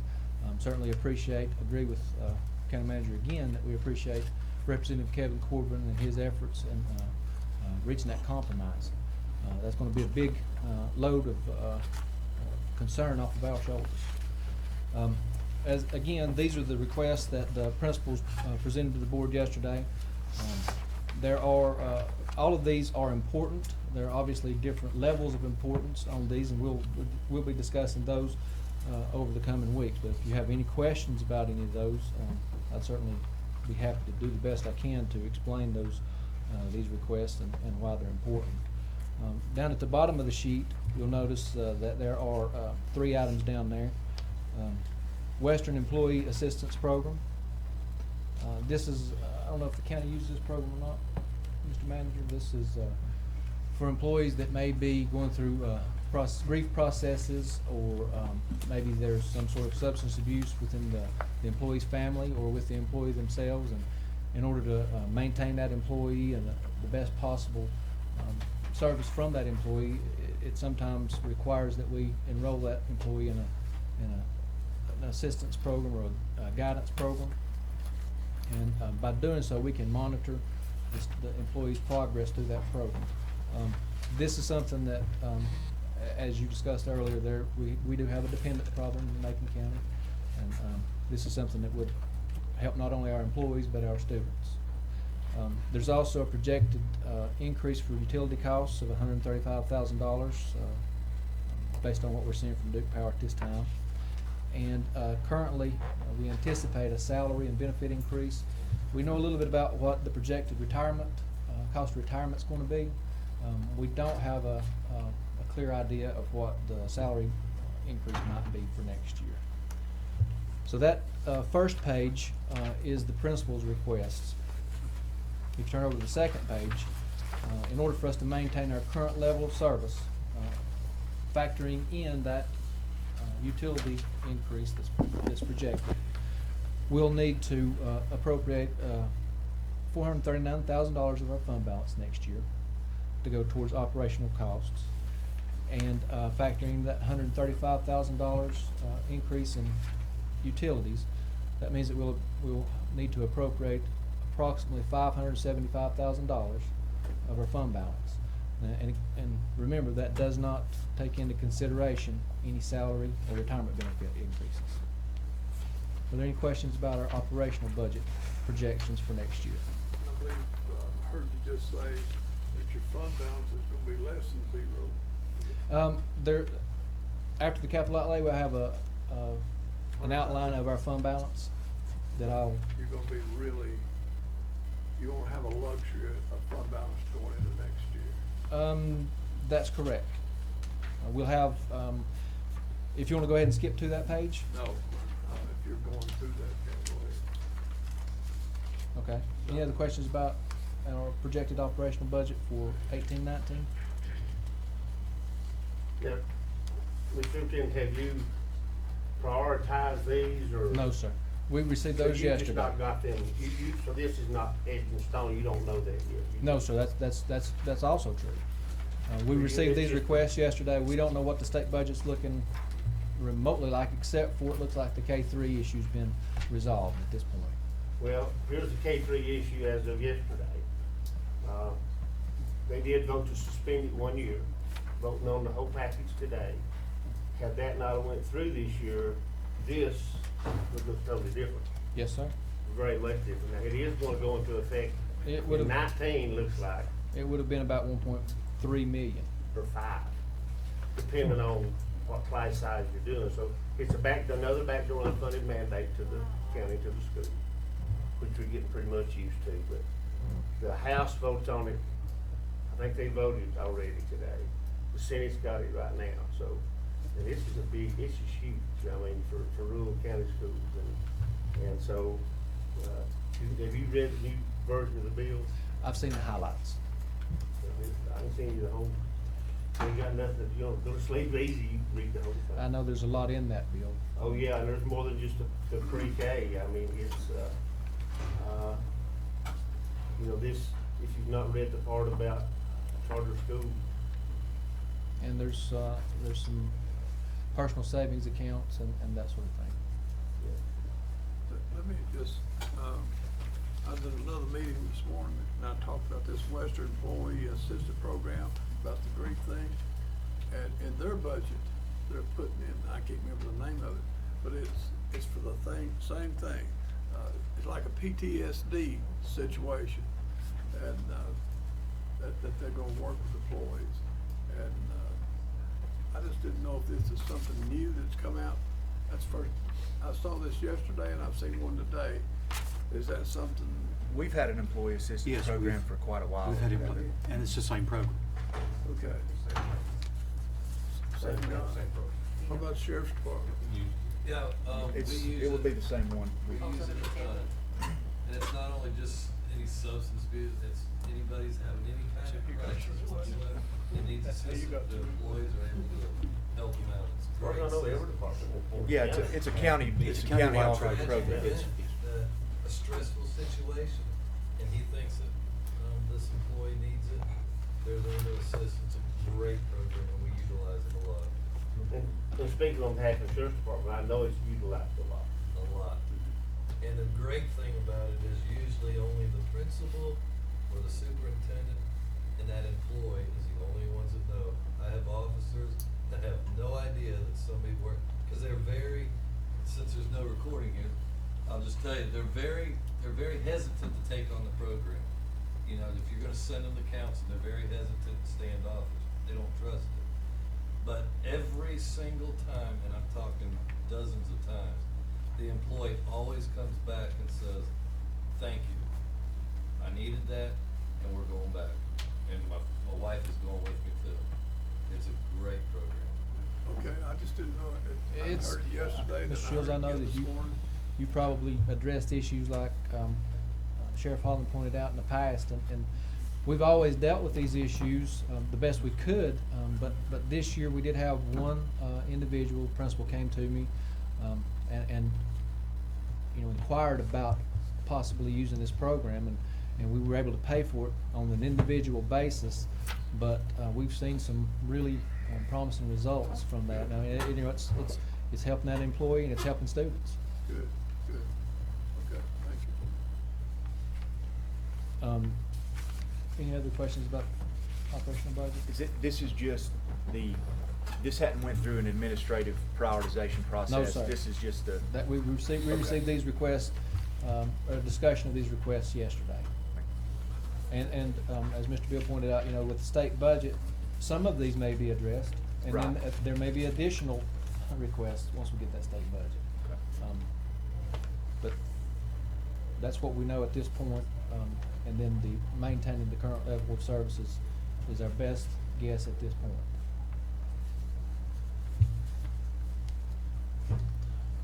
Capital outlay. We split this up into three main parts: technology, vehicles, and renovation and construction. Talking to Tim Burrell and principals, the technology requests for just devices and instructional devices and that sort of things around $620,000. Heat controls, intercoms, fire alarms, that sort of thing runs about 1.2 million, and that's for a lot of needs. Now, as liaison committee, she was to speak to us too, and we have discussed this with the county manager. We know South Macon, what we're doing there. Mm-hmm. We feel that the biggest need is repairs at middle grade. Yes, sir, and that's on the back of that sheet. Right, so, can we talk about that just a minute? Sure can. Because I think the liaison committee, and we and Mr. Shields have talked about it with the county manager, we'd like to, we feel that this is a real priority from what we've visually seen and what we went over. Mr. Bell is working on, I know, getting some folks together, getting some pricing, some real pricing. But we were talking about windows, roof, and then get the age that building's 21 years old. Middle school? More than that. It's more than that. I mean, Yeah. that's a new part. Yeah. The old part's how old? 77. 77. So What are it- you looking at? 40. Yeah. But we spent quite a bit of time at middle grade, And on the back. when do you think we can have, where do we stand on getting those numbers is what me and Mr. Shields, we've talked about, and we'd like to, We're still ways from, you what? we're not there yet. One of the concerns that we have is once we get into that building, and start replacing windows, for instance, or get into the HVAC system, that we may be uncovering other issues, and we'd like to have a consultant or an architect look at that and see what we might be getting into when we start some sort of renovation at that school. So that's one of the reasons we left those costs blank on that back sheet. Those refer directly to some of the things that you've mentioned. The exterior doors, the HVAC units, the drop ceiling, parking area, and then there's the windows. We included windows for Franklin High School and Macon Middle School, and we put a cost of $250,000, but that really is for both schools, and we don't believe that number will touch it. That would get us probably get us in trouble How with much what it would money do. did you say? It's down about a quarter of the page there, Mr. Shields. Window replacement, Franklin High School, Macon Middle School. We've got $350,000 in there, but we think that once we get in there and start replacing those windows, and some of them have the frame has been welded in there, some of the frame has been is wooden. We don't know what we're getting into, and that was our concern about having an expert look at that before we actually get started. This is gonna be another big ticket item, we know that. What our concern is with, what the talk is now with the inflation and interest rates going up again. So that's the reason, I thought we had talked about maybe having that architect go up, and maybe get with the school, and that's not happened. I believe Mr. Bell talked with somebody, didn't he? A lady, did you talk to a lady? We need to talk later about Okay,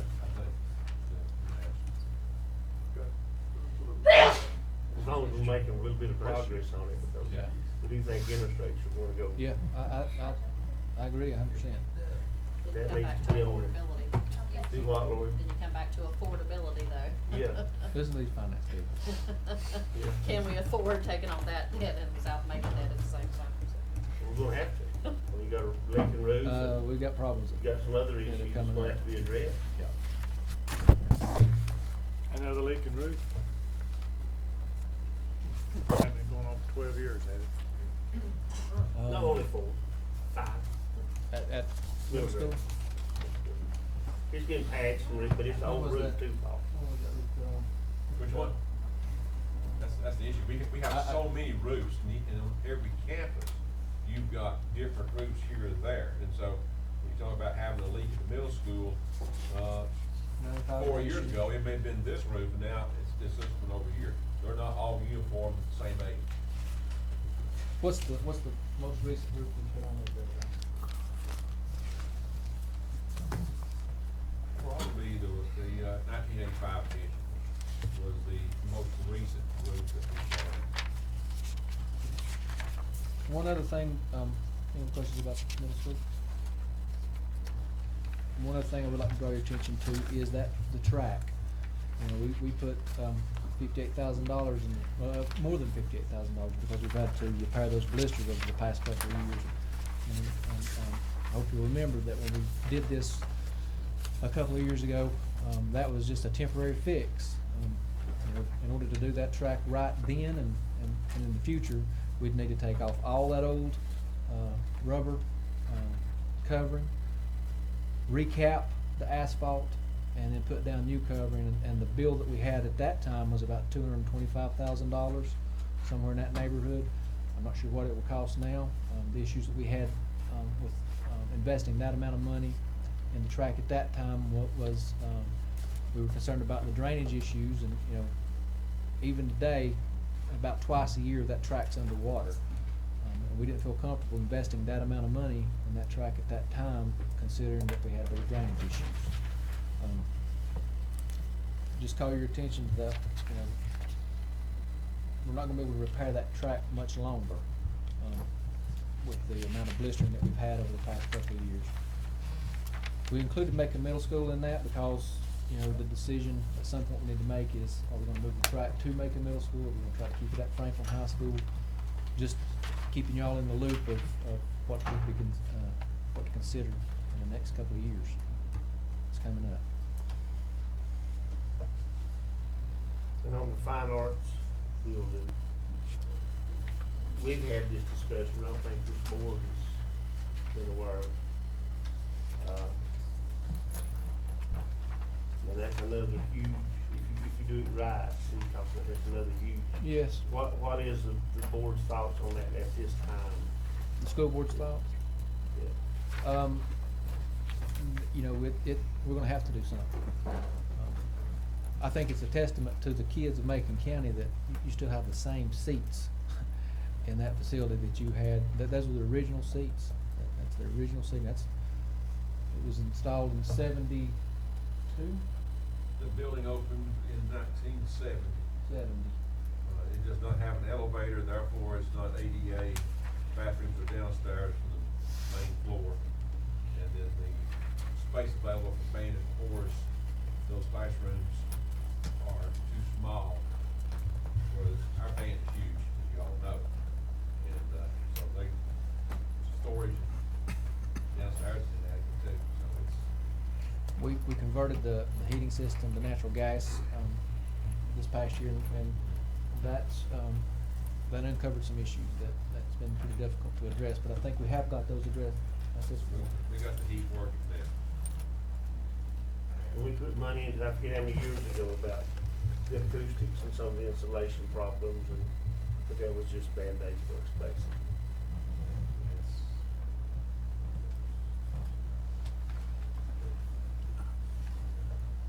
So between now and then, I'm sure that we'll be meeting and this will be prioritized. Yes, sir, and that's the other thing. These were the principal's requests yesterday. The board has seen the request, but we've not begun any type of prioritization or anything like that. Any safety issues? I don't see them at all. Other than the handicap compliance of the Fine Arts Center, Ms. Bell at Iowa Valley requested some fencing around her EC playground out there. Repair of Parish Park is a safety issue. That playground mulch is. Yeah. Playground mulch is a compliance issue for us. The speed bumps at Franklin High School, control traffic on Panther Drive.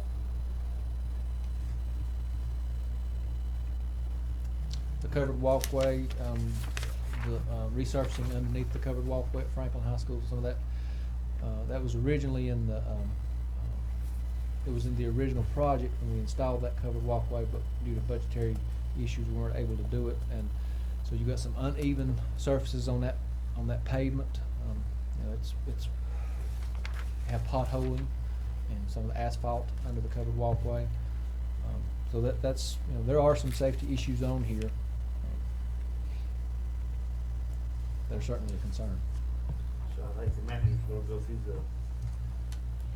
budget calendar, and so I'm sure we'll have to have, the liaison committee have to have a series of get together.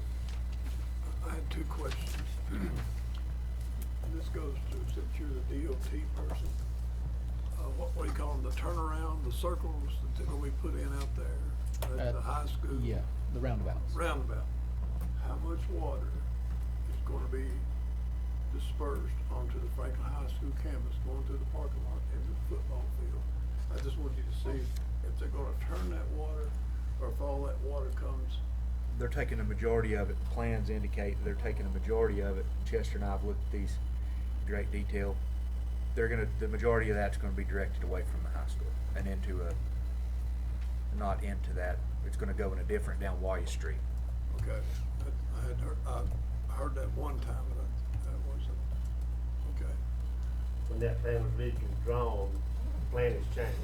Good. From what it was originally drawn. If you take down Warrior Street, of course, we battled that problem too. And what, we run under the bleachers and Mhm. there's Bridal Veil Falls under the bleachers. Yep. So we hope now with the drain, with the gutter and the drains that they have in there now, that it will handle that.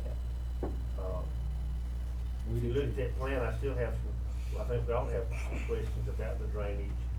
And if something should ever, because you're talking about a lot more surface that's gonna be drained in there, but Shields is exactly right, so. Can you talk to them? Oh, yeah, and when that's, you know, that was never designed, the drainage system they put in Warrior Street, what, just a few years back, was never designed to carry this either. So, but that is, it has been brought to their attention, and we'll be reminded of it. Thank you. One other question. I see, it's on your sheet there, Macon Early College. Now, what I understand, Macon Early College, that's the county building, right? And I see where they have carpet down. But that's Well- really our responsibility, isn't it? I mean, Well- just asking. They're just making us aware of it. Right. They're making the request. So how do we get it? So now you just say you're aware of it? or- It'll be all the capital outlay request each year. Once we arrive at an amount that's gonna be the capital appropriation for the schools, it's then up to the school system to take these $3.6 million worth of projects and prioritize them in order to fit them into the amount that we appropriate. So they have to take their most important projects and prioritize them after we set our appropriation amount. And I'm probably still a little fuzzy on this, so I'm repeating So myself. that 7,500, we would not use our capital outlay for that. Okay. We're just making you aware that that's an issue. And, Is that your understanding? And I understand that that's a pretty emergency issue, right? Can you share some more thoughts? with Macon There's a Early pretty College? significant crack out there in the floor, and what's happening is the tiles popping up out of that crack. And, I remember, Mr. Bell, we felt like that we could just carpet that area. What happened when that building was built? the back side of the building is on compacted soil. And what's happened, we've had some settling out there, that's a poured slab, the building is just sitting, on a concrete slab, the slab is actually cracked.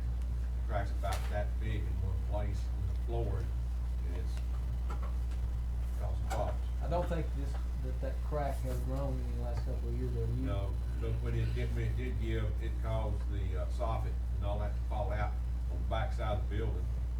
But Steve and his guys went over and fixed it. I knew we'd fix that socket and stuff. So you And feel they like are aware of that everything's all crack right also. right there, any emergency things that we, I don't think necessarily it's an emergency, it could be a tripping Awareness. hazard. just Uh, awareness? Yeah. Okay. And one last question for me, Chris, I don't know exactly what maintenance is put, but the Freon rules are coming Yeah. down quickly, and so that's another huge expense, not only the county, but to y'all too, so. Yeah. Could we ask if that could be broken down, on how many units you're gonna, in that time frame, that clock's ticking too? And I know some of them have been upgraded, but not all of them, and there's a lot of them to do, so. Yeah, we've, And that's gonna be a we've had, hassle. Tracy's had those discussions, and, you know, we hope to get the vocational building addressed through, even though that was an emergency issue. This will help, we're gonna have to do it anyway, replace those HVAC units out there with that new coolant or whatever you call it. The Freon deal is. Mhm. that- I And what is he think it- spending, $800 a gallon on that stuff now? Yeah, I've It's a heard big deal. $1,200. Yeah. So if we could get that, I'm just asking before we meet again as a group, if we Okay. could get that broke down, 'cause that's gonna be that's a no-brainer, that's gonna have to happen. Got one other question. Paul stepped out. The sewage treatment plant at Nantahala School. I was just going through the paper yesterday, and I saw where fuel company to be charged with violations and spill. Now, can you share with this board, I wish Paul was here, cause he's the rep over there. He go to the restrooms, he's on the phone. Cause he meets with a lot of people there. It's coming.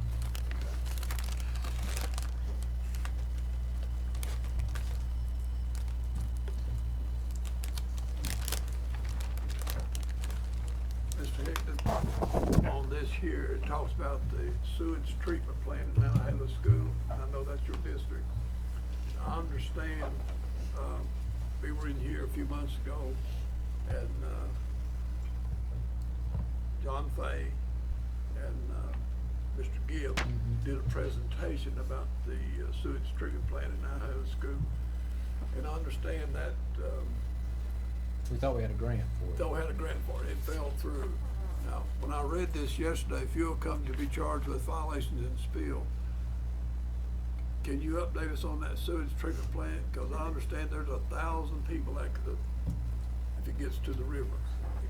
Yeah, well, we have to monitor that system, the discharge of that system daily. And if it, doesn't meet, requirements, then Diener will shut that down, shut that facility down.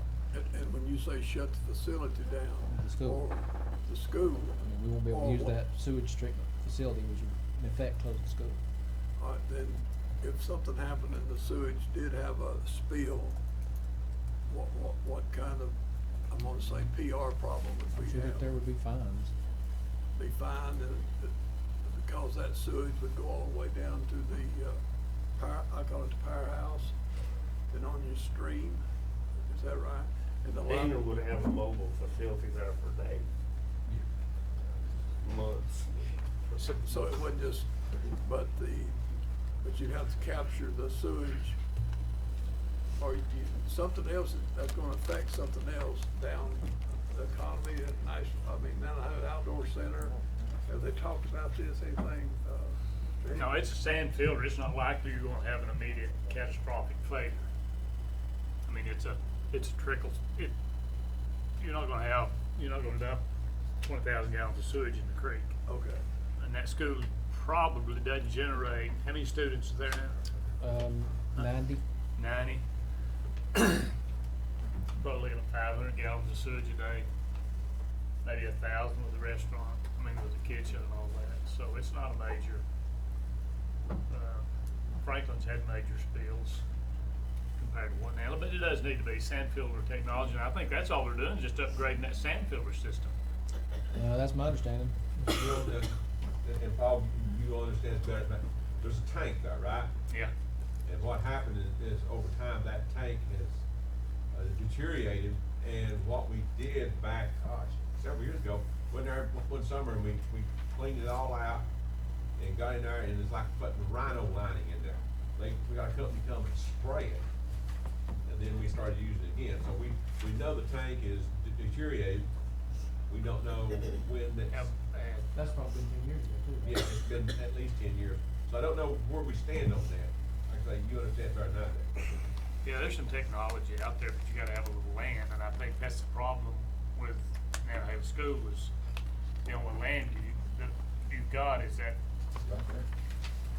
within the road. With the creek right beside it. But you got a discharge permit, and there's some ways you can upgrade the quality of your discharge, and that decreases your maintenance cost, but $150,000 doesn't go very far in wastewater treatment. Yeah, I wish we got there. This is some point's gotta be corrected. Yeah, the state's got, we've got a plan, and then it's already been approved. Yeah, I've seen Tracy show that, yeah. It's ready. So you don't feel that, we don't know if it's emergency or not, we're just aware of it, right? Well, we do know that I think it's gonna have to be replaced or renovated or whatever you do to it. So that'll be on the priority list. If that tank starts leaking again, then it's like I say, it's not gonna be a catastrophic all of a sudden, but we're gonna have some leakage, and that's gonna cause us some problem. Yeah, and your samples you're taking, that's how they dictate the effectiveness of that system. As those samples increasingly get worse, then the repairs have gotta be made. And you can patch one up, or you can build a new one and get another 30, 40 years out of it. Some of these things just don't patch, but. Mr. Leitner talked about technology. Can you give us, I see, over 5 years, where are we with technology now within our schools? What you have on that request there is where we are in replacing our devices. And I started to bring Tim with me because Carl may be able to explain it even. What Tim would like to do and what we'd like to do is have a 5-year replacement for the iPads. In other words, they'll last about 5 years before we need to replace them. In order to do that, requires about $223,000 this year. And that would not replace all of them, but that would replace a number of them so that we're in a constant state of refreshing our devices. The same thing would be for the desktops, the Macs, the projectors that we use in our classrooms, the active boards and displays, and then the servers and the switches. If you look, for a rough figure, what we had a few years ago, it was like 1.5 million that we gave to you over a 5-year plan, and now we brought that down to a third of that or a fifth of that. Mhm. Is that still 5-year, 223,344? Is that a number that you're? Yeah, that number would keep us on that 5-year refresh for those devices. Have they come down in price any fee? Some of them have. The iPads have come down a little bit. Look at Apple stock though, and that'll tell you Yeah. how much they're gonna come down. They ain't gonna come down much, They're not gonna come down. I think,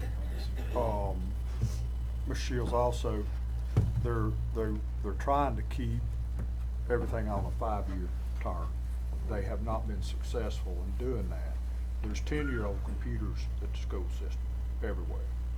They've tried to prioritize and keep those older computers in areas that are less sensitive as far as heavy use. But they, while this 5-year replacement plan is what they would like to see, they have not been successful in maintaining that. And we, as much as we appreciate that $300,000 that we got last year, you know, that request, would cover about half of these needs, again, this year. The state, you know, there was some technology money put in, and it's in this budget, but, it was all tied to the tier of the county, and that's been a big, you know, reach tier 2 county now. We basically got, did you get any money for technology? I don't believe so. You have to be a tier 1. And see, some of the additional other funding avenues that the schools has had for technology, for phone bills, for all those things that they lump E-rate. together, those are going away. Yeah. So I think, you know, while last year, I think there was talk of 600,000, I think that number is gonna continue to grow on the county's part, because unless there's some additional funding avenues that the state or federal government provides, the needs are gonna continue to increase from a dollar standpoint. Another thing I think we have to consider is this, our computer technology is moving faster and faster and faster.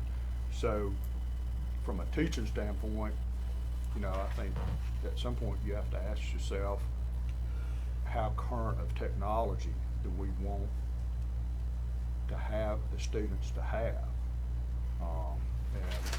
And one thing I think we need to look at when we try to answer that is, if I graduate from Franklin High School and I go to a regional or a national school of higher education, those other kids that I'm having to compete with, A, to get there, and B, to stay there, what kind of technology did they have in their educational system? So I think it can quickly multiply on us the repercussions of not having appropriate technology. And for not the just, kids.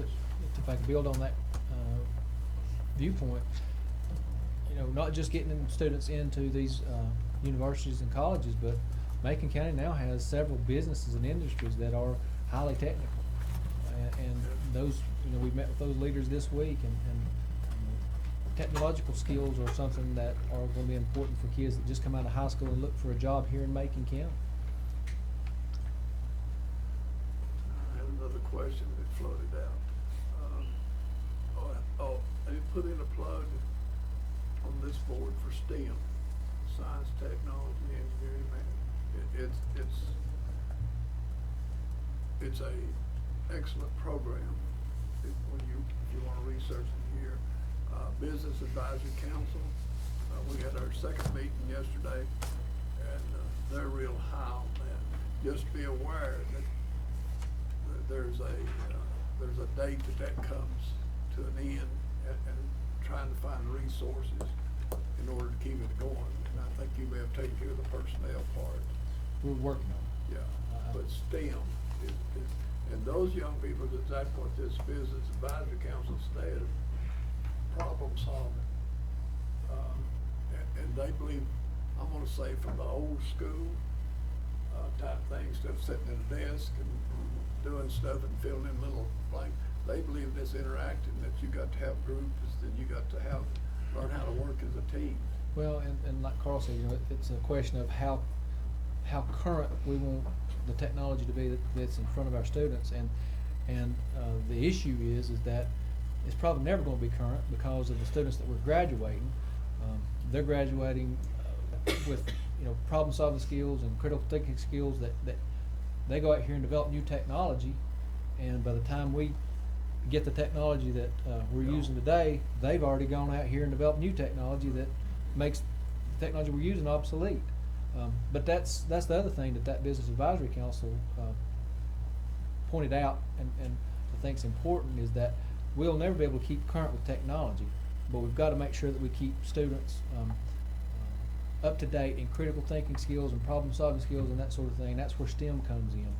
We're able to develop those skills in kids and help them be successful then when they get out of high school. If it's to stay here in Macon County and work for Franklin Tubular or Tectone or Drake Enterprises or something like that, they'll have the skills necessary, and if it's their desire to go on to college or university, Georgia Tech or NC State or University of North Carolina, they'll have the skills that they need to be successful there as well.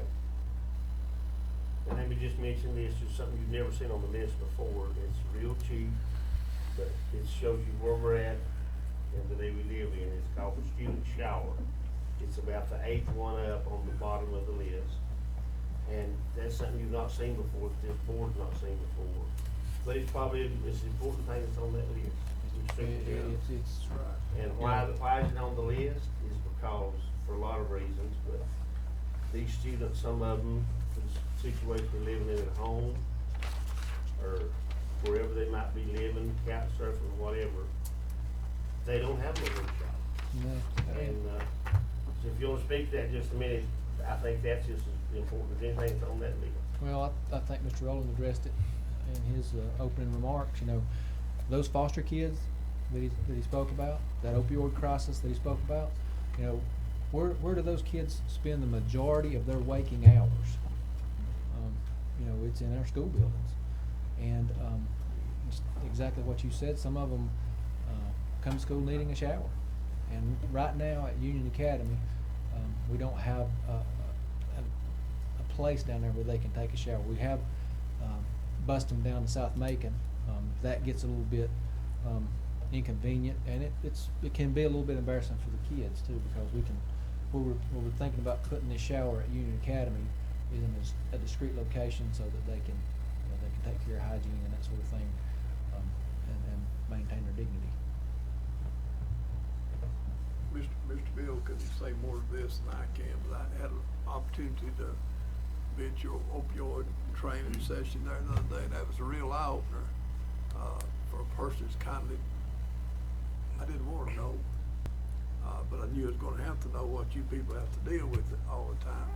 And for the young people that are coming to school, kindergarten, pre-kindergarten, it's a sad day. It's a sad day out there that what they're having to endure in order to come to school. That's a safe haven for them. And when it comes down to teacher allotments and stuff like that, somebody needs to be thinking about those little people, because they're coming to school already. One-legged man, a two-legged race. It's already happened. And this just started. It's not something we're at the end of it. It's just starting. And you people know it all the time. But and you see that the children that are coming in intellectually, they're in a deficient mode. They are. You know, a number of our teachers were rewarded for getting their students to high academic growth last year, and that's important. But you know, before we can hope to get them to academic growth, we've got to take care of a lot of other needs before we even start with curriculum and that sort of thing. And you know, one of the principals pointed out yesterday that was his primary goal. I think what he said was that when he got to the pearly gates, the good Lord probably wasn't going to ask him how his test scores was, but he might be concerned about how he cared for those kids at his school. And I think that's something we have to remember, that you've got little people out there. It's not going out of high school, but the little people coming in, that's who it's going to be our future. Mm-hmm. And it's bleak. And I received the new numbers. I met with the DHHS Undersecretary on Wednesday. I do have new numbers in an email I'll be sending you about connected to the schools and connected to every. So I believe the last report I saw, we had over 50 homeless students right now that were served. But I've got some new numbers and I'll share them with you during my email. Sorry I prolonged this, but. I appreciate the conversation. The last page on the in this packet has to do with fund balance. You can see that June of 2017, we finished the fiscal year up with 1.35 million in fund balance. Angie worked up our revenues and our expenditures and our expected revenues and expenditures throughout the remaining fiscal year. Right now, it looks like we've dipped into fund balance about $57,000, and that puts us currently at 1.28. You can see the expected revenues and the anticipated expenses down below. What she's projecting is that our fund balance will be at about $907,000 by the end of the year. We appropriated around $475,000 for this budget, current budget, and we're projecting next year to need about $439,000 to maintain our current level of service. So, going back to what you said earlier, Mr. Shields, we'll finish the school year up, or the fiscal year up, with about $907,000 of fund balance, and then we'll need to appropriate $439,000 just to maintain our current level of service at the current rates for utilities and salary and benefits. With that projected increase in utilities, that'll bump that number up $135,000 to $574,000. And we don't know what the salary increases might involve, and we don't know what the state budget looks like, good or bad. The state budget may help that number, and it may actually increase that number. You're having to use your fund balance every year to keep a certain level of education going on, maintain. Yes, sir. It's pretty exact, it's right on the money where we anticipated what it would be, though. It's pretty close. We're just a little bit under it. We budgeted 475, and right now it looks like it's gonna take about 439 of that. So it's pretty close. Pretty close. All right, thank you, Dr. Baldwin. Thank you. Thank you, Dr. Baldwin. Thank you. Yes, sir. Dr. Don Thomas, update on Fire Safety Training Complex. Welcome, gentlemen. Mr. Chairman, members of the board, members of the county government, good afternoon. Thank you for the opportunity to present to you this afternoon. I think one of the hardest things to do is we've had this conversation for a couple of years, but it's been good because it's had us stop and think and retract and go back and recalibrate. And I think we're at a point where we can give you a final product for your review. And Curtis is loading it, and as soon as he gets to that point, we'll be able to, I'll turn it over to Curtis to do that presentation. With me today is Dr. Mark Bover, who is our Director of Facilities, and he's been involved with a lot of the research and project development. Mr. William Brothers is our VP of Administrative Services, CFO. And of course, Mr. Carabell, our Chairman of our Board of Trustees. Who?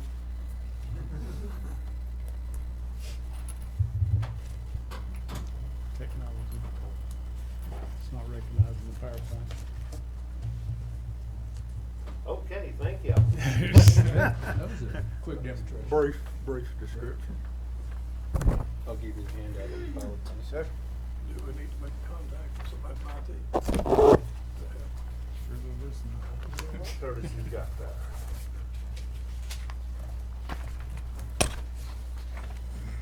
Sir? Curtis, try downloading that to the desktop. Well, I'm trying, it's not even showing up on the thumb drive. Oh, it's not. It says there's a profile.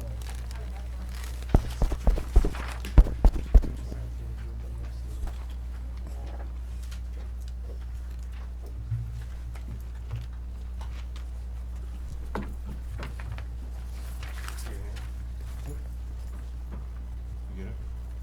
It's not on the thumb drive. Oh, it's not.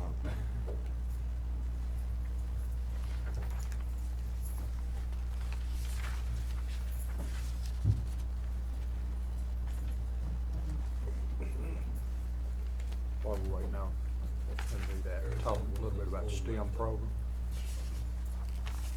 and how the STEM program, what those students are involved in and how that impacts us. And I'm just sitting here thinking about the two of y'all and what we're seeing.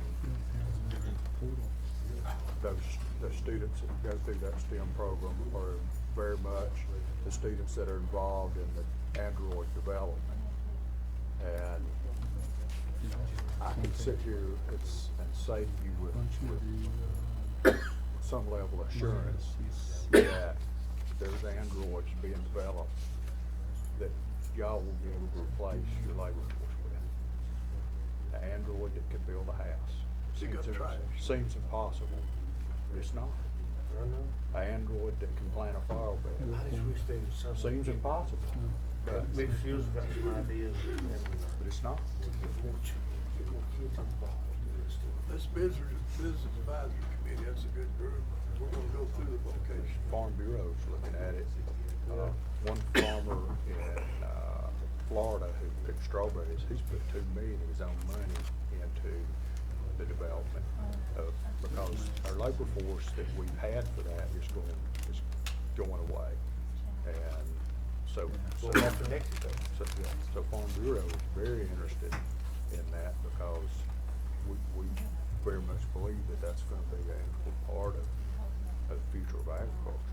I believe People in the landscape of the street like ladies, they make sense. They'll just bring in That was their probably a doorway bad or- example, but poor old building contractors is a good one. Yeah, poor building contractor, big. Yeah. But the, out of Tecton, I think those STEM students are working on something, a project out there, that they just lied about this, they could actually, in the end of it, could pick up trash off the highway. That's amazing. Yeah, bring it on now. Bring it on, we need it. It's a mess. Mobility, chillers, those anvils, is what is amazing. It's just crazy. What was I reading the other day? They got it. Amazon has got so many of them. When it comes to processing and packaging, human hand hardly ever touch it. Where we're making gains. Where we're making gains is computer programming. What was the last thing? Computer programming? The anvil, Okay. and that's where we're making gains. Jordan was buying for it, they were buying without it.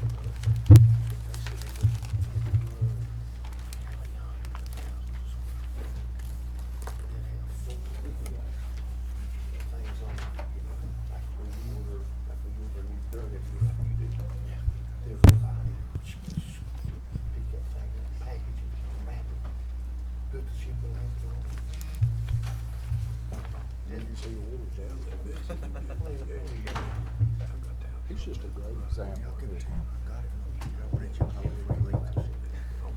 Ready? I'm ready. Thank you. Good afternoon, and I appreciate the opportunity to come and talk about the fire rescue training facility once again. I know we've talked about this project for quite a while now, and we had the opportunity to visit last year over at the Macon campus and meet with the Board of Trustees from Southwestern too. So some of it's gonna be a little bit of a review, but we were able to realize some updated technology as far as the fire rescue training facility goes. And that is the bulk of the project too, one of the main focal points of where we do the majority of the training in that facility as well. So basically, Southwestern Community College is a regional institute. Of course, we encompass Jackson, Macon, and Swain County and the Qualla boundary, and we offer training to all those agencies within that area as well. So we have a pretty broad area that we go from all the way from, out in Almond to Glenville Cashers area that we expand out from Nantahala. We have some rural areas that we provide training to, but nonetheless, it's that regional concept that we have. So the project, of course, encompasses a few things. It encompasses the site that we need to have, and also the station to house the apparatus and equipment, as well as classroom and office space, and then the structure itself, as we talked about a little bit earlier too. So some of the reasons, again, the facility that we have has reached the end of its lifespan, a continued hazard increasing to the students and instructors. We needed a new facility to make sure that we have that and can able to offer that required training to our firefighters, our first responders, that is required by the National Fire Protection Agency 1402 that's in there too. The new structure's main purpose is, of course, going to be to provide quality training to public safety professionals, and not just fire rescue, but we also incorporate our law enforcement and EMS in those as well. And then provide first responders in the area a place to practice those life-saving skills that they need. The accreditation part for the facility is covered in 1402, and while it's a slide on the back page of that handout I gave you, it's kind of an expanded version of it, so it's a little bit easier to follow along with as well.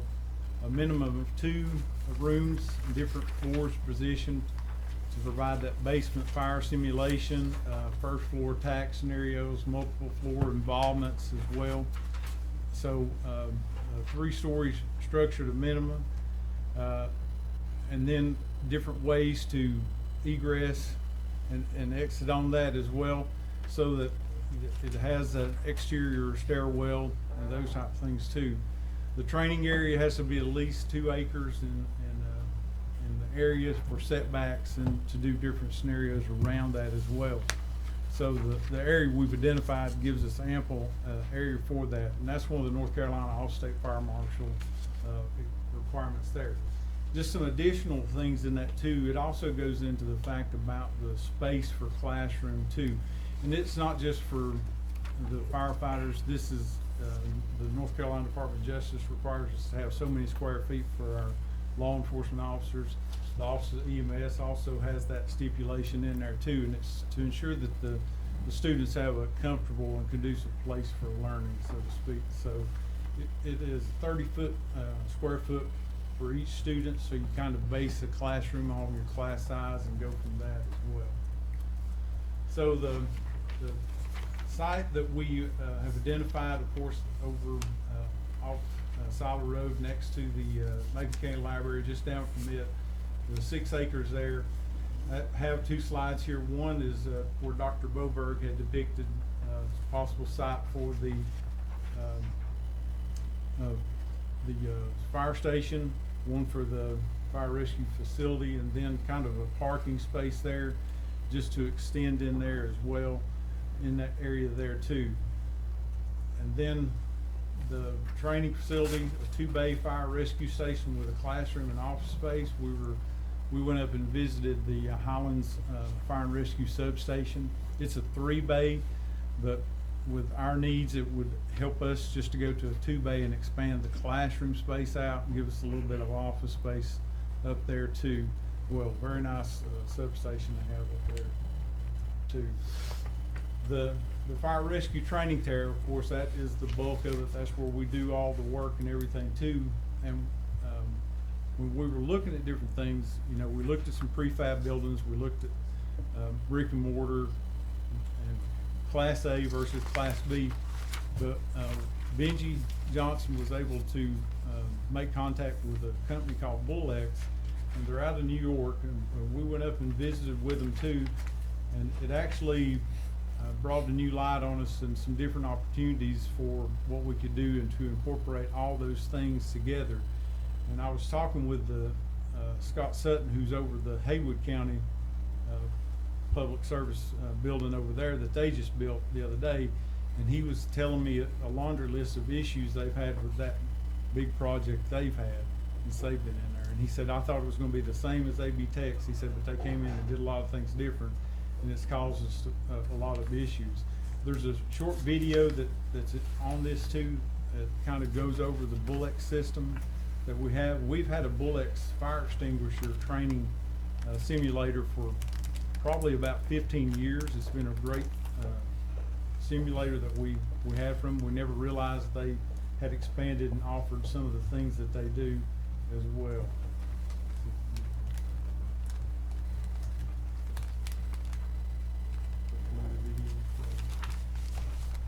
Now here's where IT comes in, right?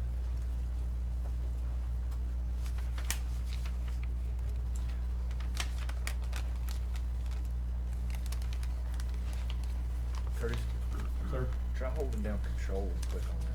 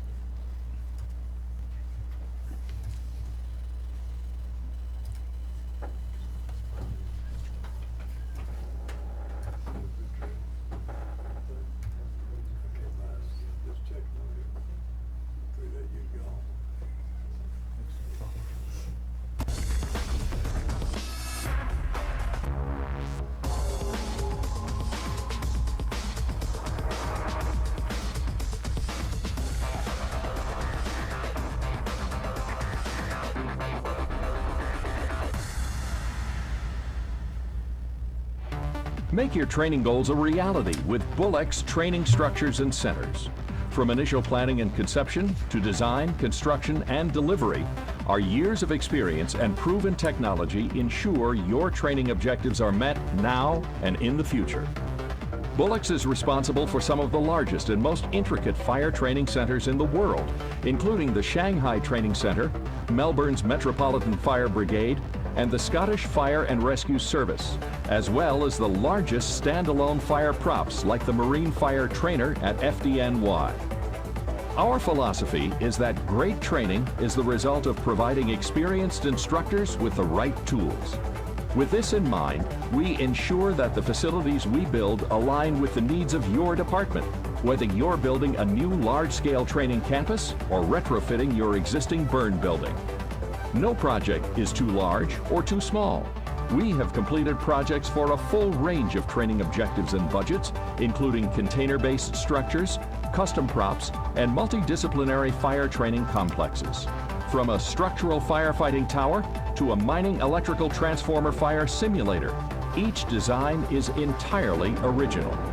Bullex has been the market leader in fire training technologies for years, introducing Smart Class A, digital fire, backdraft simulators, and more realistic gas-based systems. But we're not limited to any one technology or building construction. An important part of our process is working with you to determine which types of fire simulation and building construction best fit your department.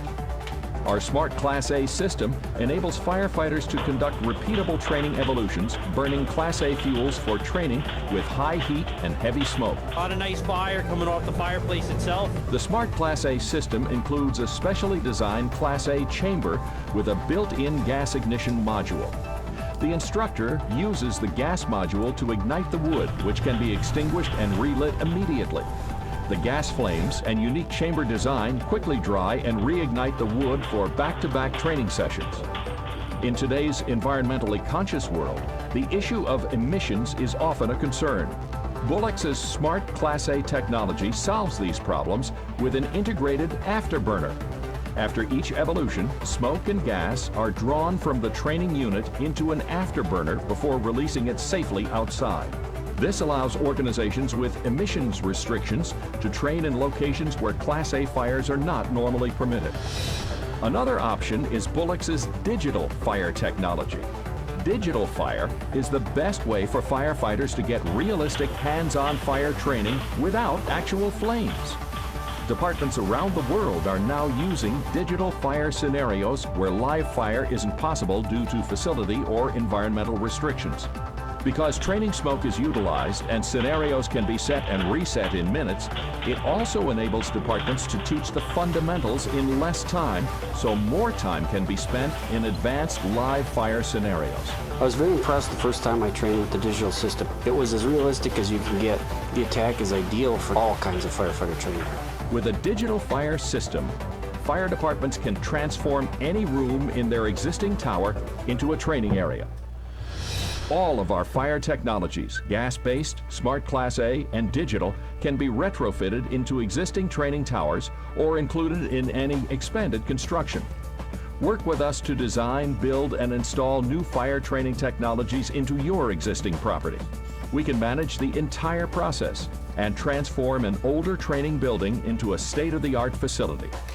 Whether you're looking to add a modular vehicle fire training prop or a highly specialized structure like the 140-foot, 4-story ship fire trainer we built for the FDNY, we look forward to helping you meet your training objectives. Throughout the process, safety is at the forefront of our minds. All of our projects include a built-in safety network so that you, as the instructor, feel comfortable engaging both new and veteran firefighters in a wide range of evolutions. Prepare your firefighters for danger while keeping them as safe as possible. Any goal, any organization, any location, any technology. Bullex can give your trainees the tools they need to prepare for real emergency situations.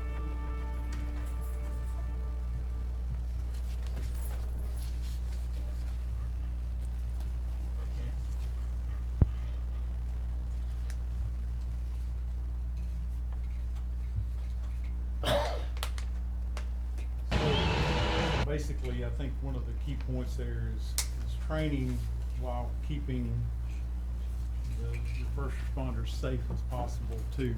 The one that we have looked at is a 4-story container structure, and they're with a residential pitched roof kind of on the 2nd floor, and then a commercial up on the 4th floor to allow for some rescue operations and those type of things as well, and do the ventilation on the pitched roof too.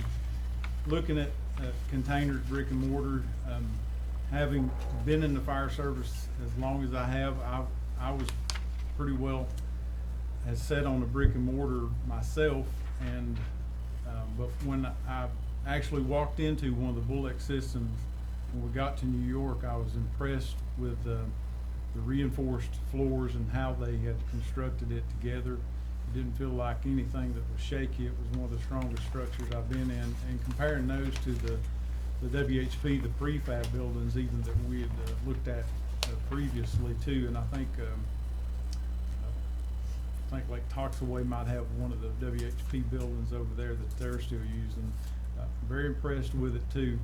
It comes with the options of fire evolution. We're looking at a gas prop for a kitchen fire, bedroom fire, as well as a flashover simulator, and then a vehicle with a garage fire that we can pull out. And one unique thing about the vehicle that's used is the pan that goes under the vehicle can be pulled out, and we could utilize that as a pit fire or for a different type of fuel that we need to do as well, or even set up it in a different situation. I think Mr. Gillespie and I talked about, you know, we could get a tractor or something, and we could set over that, because the farmers now, as he said, the tractors are not too inexpensive anymore. They invest a lot of money on those and different equipment where we could simulate a fire of a farm apparatus and those type of things as well.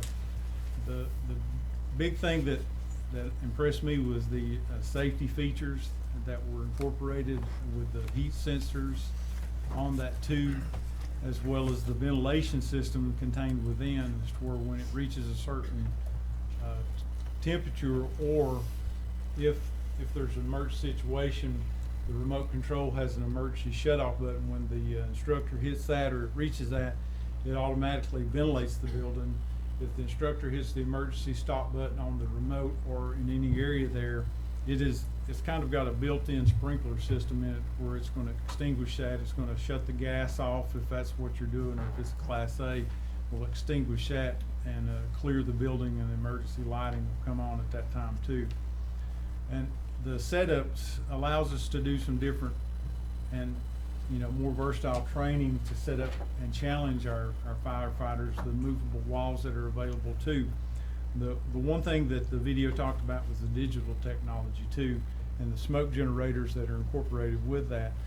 A lot of times we get new firefighters coming in and they've never been placed in that emergency situation, and when they put on the personal protective equipment and a self-contained breathing apparatus, and you shove them in an area that's contained of smoke and a lot of heat, if they are claustrophobic or anything like that, and we've had this happen before in our academies, they may start trying to rip their face mask off or someone else's too, and this happens with scuba divers at times too, and it creates a situation where it's a danger to the student as well as everyone around. This digital technology allows us to do that crawl, walk, run theory with our students, as to where we can put them in that situation and see how they're going to react without the dangers of a live fire.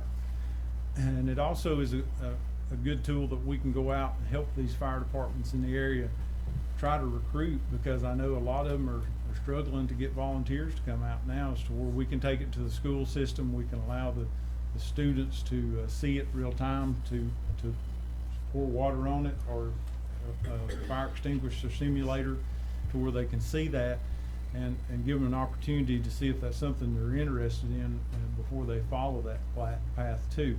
So that technology in of itself is one that is very interesting, very realistic too, with the sound effects and the smoke that generates too. it's one of the most advanced that I'd seen. So that was one plus that we saw to that too. And the panels can be moved and taken and set up in different things. We could take them into the school system if the school wanted to, and set them up in there and do some type of scenario with them as a smoke generator too, without damaging any of the property too. I've talked about a little bit about the protection and safety there. The built-in temperature monitoring system runs back to a central control system. Again, if it gets up too high, this is connected to the internet, and we get emails, and we can review as well when we have instructors out there where the heat was, what were they getting at, you know, were they too much or anything like that. A lot with the Class B, you know, we have a lot better control over that. The Class A itself, though, with the temperature monitors, allows that to be a kind of self-correcting problem too. The thermal shielding that these containers have is like none I've ever seen in any of the structure that I've had the opportunity to visit too.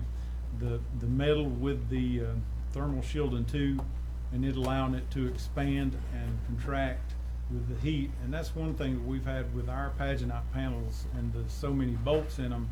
When it expands, we're getting that cracking, but this can be repeated on that in that Bullex system over and over. And they've had a very long life with that too. Again, the ventilation system in conjunction with the emergency stop, and then the lighting.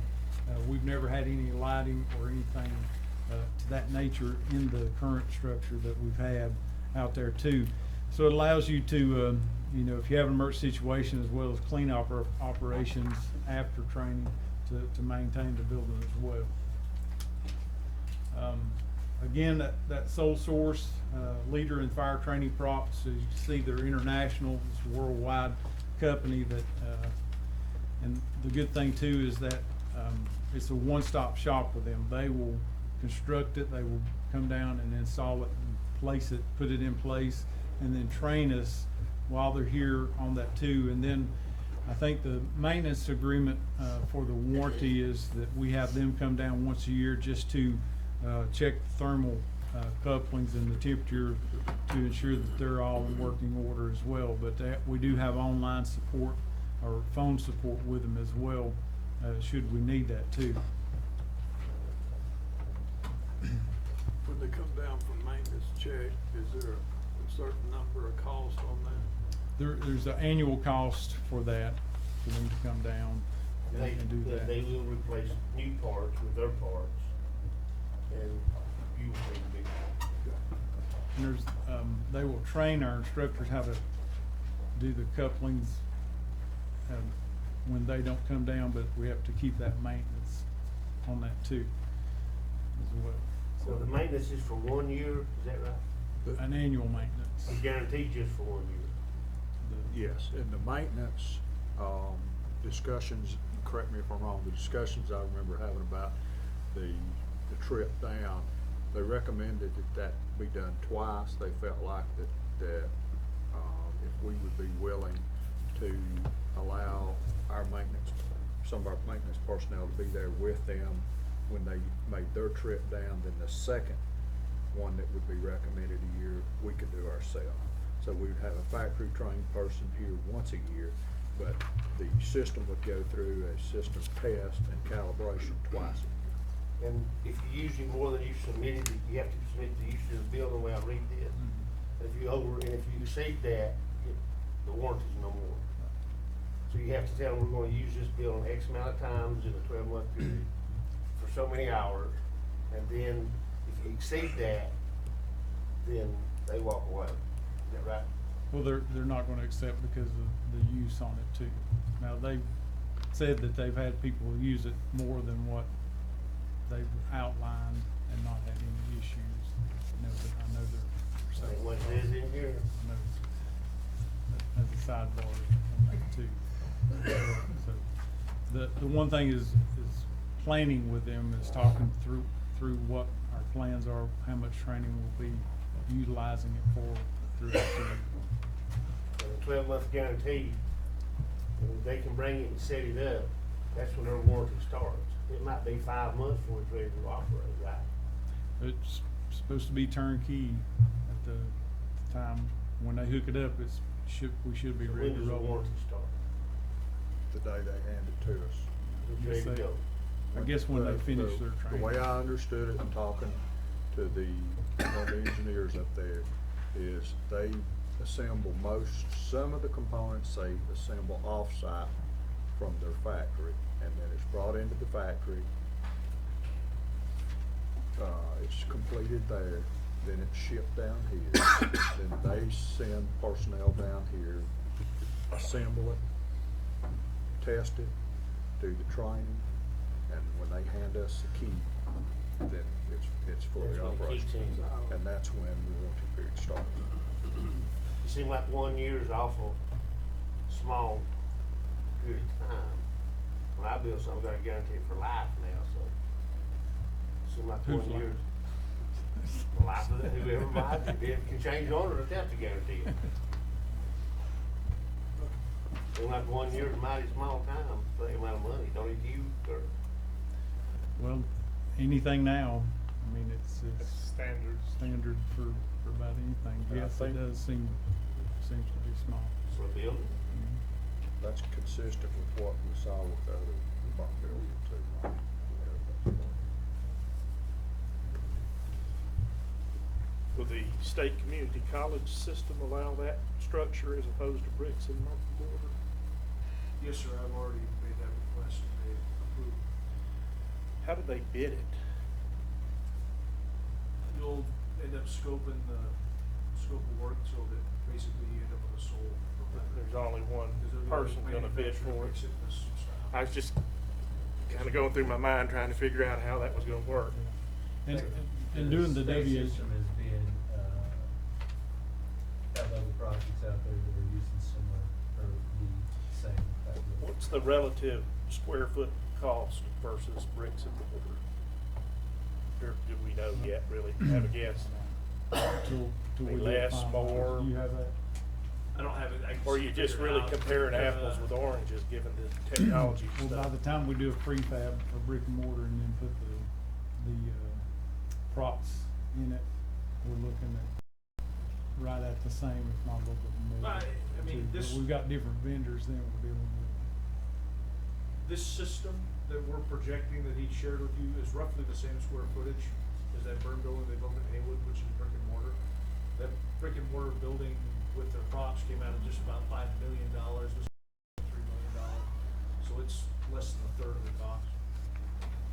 Have you seen one of the, what's the longest you've seen one of these in operation? They claim they've had them in over 20 years. Maintenance costs? We visited the Like New York the- Fire Department. It wasn't exactly like this, but it was containers that were set up they had used for, they had a galley fire, and then they had an engine fire room that they were utilizing. We went to for- New York City Fire Department, their training ground, and that ship they talked about on there, we actually went in, they lit it up with us in it. And, they trained up there, I mean, it's just, that, I mean, it's, it blows my mind how big this facility is down there in New York City, and they're constant. Yeah. I saw more fire trucks and firemen than I thought existed in the world, on that ground where we were at. And so they're constantly cooking this building, and this building stands up. And one of the problems we've had here, because I was one of the first to go into the original burn structure out here and train it, then we would light it up, and, we'd like to see how hot we could get it, you know? And so essentially over time, we cooked that building out there. You can't cook this one because it's got temperature controls, and once those get to that critical point of where it can start doing some damage to your structure, you shut it back down with pressure. And so you can't overcook it like we cooked that one over there. It is Don't burn much wood safer. and this, And this You building has that thermal so shielding. it's a fire out of control when you use wood, right? No, because it still has the thermal heat sensors in And the it. sprinklers come on. It comes on, or if you have an emergency situation, you Maybe hit you it. have a fire there, put it out with a hose. but- You do. And the smart, they call the smart class A is you have a crib where you can put class A material in. And then gas, LP starts the fire, heats it up, gets it going, it rolls in, and it has ventilation system to where if we want the smoke to roll across the room, we can turn the ventilation on, it'll pull the smoke so we can get it where we want it to set up that situation for the firefighters. When they douse it, with the ones now we have to stop them before they get it all the way out. They can put it completely out. We push a button on the control, it heats the wood back up, and we can start the fire again and start another evolution of training with them on that too. That's the first one that I've ever seen. You indicated they had some that had been in operation for like 20 years. Any guesstimate about what sort of annual maintenance cost there is during over that sort of life? They said that the minimal cost was on that was the Connex, they start with a Connex new one, they buy used ones. Shipping container. Yeah. But like a airplane, it'll be Connex container, and they just put a round skin, so spinning one to bend all of it. When they first built The that same- one, they got the same cheaper guts. Yeah, metal. just a bunch of containers put together in whatever configuration. Comparative annual maintenance cost there, how does that compare to bricks and It's mortar? 4-story, it's 3 Where we're at container now tall with our. thing. And there's a basement. I mean, if you were starting over bricks and mortar and maybe had it better engineered, then Yeah, it would be similar because you're Has gonna have to do with some panels, certification. there's the shield, the thermal shielding they have on. It says drill tower must be 3 stories in height within here. Given the life. I thought it was 3. It says 4 story. We just got a sheriff's When the fire's inside, you It says think, well, 4 you're story. outside the box, you know, you have the heat. You can put your Yeah, hand on that's that what this side, says. it's not hot on the Yeah, outside. VA. You see one of the north, when there's, you know, snow and they're burning in them, the snow still on the floor. So it contains it in there as well. thank you for my presentation. Curtis, is this a 4-story?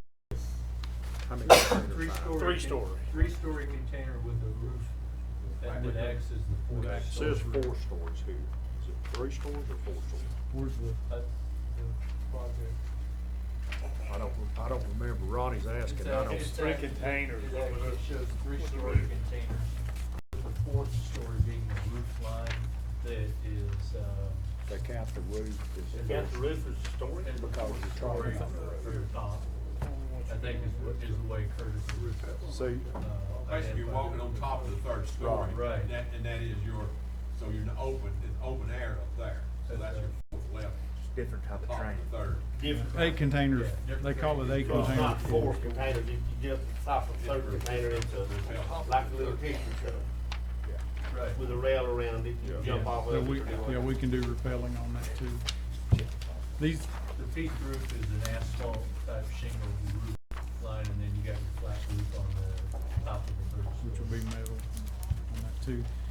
It does contain a camera system, in it as well, so that we can record the evolutions as well and give feedback to our students, our firefighters, as well as our instructors too, on that.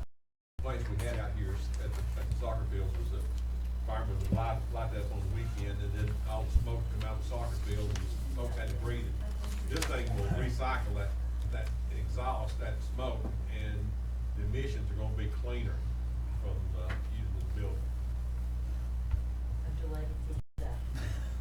Mr. Curtis, on your digital fire training, so what you're saying is the student can learn the theory of it, then do the application of it. And basically what we have to do now, like in old system, we just did the application, right? I mean, did they get a pre-training for it, or you just? Well, we would do without starting a fire, putting Okay. people in, just to teach them how to drag hose and the weight of that, and turning the nozzle on properly and off, so they're not hammering the fire apparatus or anything like that. So there's some different things we still do dry, just do a dry run, but, you know, once you put them in that smoke and fire situation, they're in it. And that's where the SCBAs that they put on, it becomes a critical mass at that point, so pulling it off. Did you say that some of the digital stuff could be taken out to the fire You can. departments and train them on? Yeah. By doing that, you're saving the fire building, right? I mean, the original fire Yeah, and that's part of the thing, if we have a room set up in the building, we can utilize that as we go for different scenarios too. I think the one they had set up there was a bedroom fire to where the panels lit up and then the smoke generated in, and it's a clean smoke generator that they have. Generate smoke, and then as you hit the fire properly with the right pattern and put the fire out, the smoke will clear and everything, and the panels will go out too. And you reset them, but they're movable panels. Are a couple feet, 2 by 2. You can weight them down so that you can set them out somewhere and hit them with water, a stream of water, and it won't damage them as well. Does this, what we're looking at here, satisfy your curriculum? Yes, it will meet all the requirements we have for the accreditation process and certification of our firefighters. I believe Dr. Thomas has said this before, just clarity. Southwestern, the other regions that's within the Southwestern, they can't contribute to the expense of this. Is that right? Am I saying that about right? We can't send Jackson County a bill. They can't pay for it. I mean, the training is free based on legislative mandate from the state. So that training, whether you're a first responder firefighter within the state of North Carolina, it's free of charge. That's what we have always said. But can counties send us extra dollars each year or is that, can you do that? That would be a conversation you'd have to take up with each county. Okay. Well, what is the advantage of, this being off the wall question, what's the advantage of building in Macon County as opposed to Jackson or Swain or more of a central hub? We've got our public safety training center out here. This is where we've operated out of, and it's been here. So in your Macon whole County. center is here? The whole center's here. The only thing that we don't have here is firing range, and that's still in Dillsboro off of River Road there. Kurt, oh, I'm sorry, Paul. No, I was just gonna say, obviously none of us know anything about these buildings. That's your expertise. Yes, Bottom sir. line is what's it gonna cost? How do you, or was you through with your presentation? No, I had a couple more slides. Oh, I mean, that's what we're gonna get to. Yes, at the sir. end. Yes, sir. I don't care if it's 2 stories or 9, you know. Right. What's the check number? And I can hold my question as well. I was just in the capital improvement plan on with the burn building project or the fire safety training complex project, the Page 35. the operating costs associated with that are $52,000 annually. 35. Is there new personnel expected? I know it was figured on a per square foot basis, but that was how it was listed in the detail sheet. Personnel is in that 52, Derek, from what I Yes, sir, recall. that is correct. Yeah. There's one salary benefit for one. Summary of capital projects. Plus, and then your operating costs associated with the building, your overhead. Right. Yes, sir. Okay. Thank you. That's the bottom left. Southwestern Community College. You've already got this same memorized, Gary. No, I just barely see it. What is it? 39 or 35? 39 is the operating. But now what about over here on page 35? Jackson County, Yeah, they're, if it is in the capital improvement plan, I would assume that Southwestern would approach the county for the additional operating costs. Yes. that's 60,000 a year. You got all the utilities Yes, sir. and the additional salaries. Is what's figured into that. Mr. Higgins, I believe you was asking about the cost of the building or what we were gonna have to put in. Then, I was talking about the operating. then there's an operating cost too that we'd have to, Right. I'd have to. so you looking at, Mr. Bill, you looking at 2.7? Go ahead. Yeah, I'm sorry. Sorry about Still that. trying to sell. Just a couple things there, to finish up, the investments and 'cause we have too, the investment, of course, with what we have is the NC Connect bond dedicated towards the fire rescue training facility of 1.4 million on that too. And of course, we at, the Public Safety Training Center have a dedicated staff. We have an instructor, Benjamin Johnson, who is our fire rescue coordinator. And we have support personnel with him too to help transport props and build props for the training as well. And we work with all the agencies in the area to meet their training needs. We try to find out what they would like to do and meet those needs, accreditation, so that they can do that as well. And then transferring those records to the North Carolina Office of State Fire Marshal to ensure they receive credit for their training, and tracking those records as well. We've acquired a fire apparatus. Of course, with the fire station, we'll be able to store that, elongate the life of that apparatus. And then we've got a pretty good cache of equipment that we've collected over the years, and using state dollars that we're afforded with equipment money to offset the cost of that too. We have agreements with most of our fire departments that when they bring equipment that they utilize, and we're trying to get that to where they're just bringing their personal protective equipment and their self-contained breathing apparatuses, so that they're working with those, and then the other equipment we have it provided for them, so they're not taking it out of their jurisdictions when they come to do training. I know that's a worry for a lot of our departments when they're committing to come to training, is that they're having to take equipment out of their jurisdiction, and it's a concern that they all have, but we have that available now that we can lessen that. We're always building on that cache of equipment.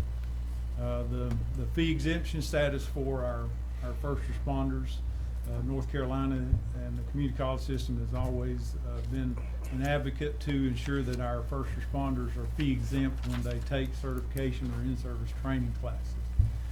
And I know that I've benefited over the years since I got into public safety, is the ability to go train where it's just a commitment of my time rather than the dollar amount that's being paid from me or from my department.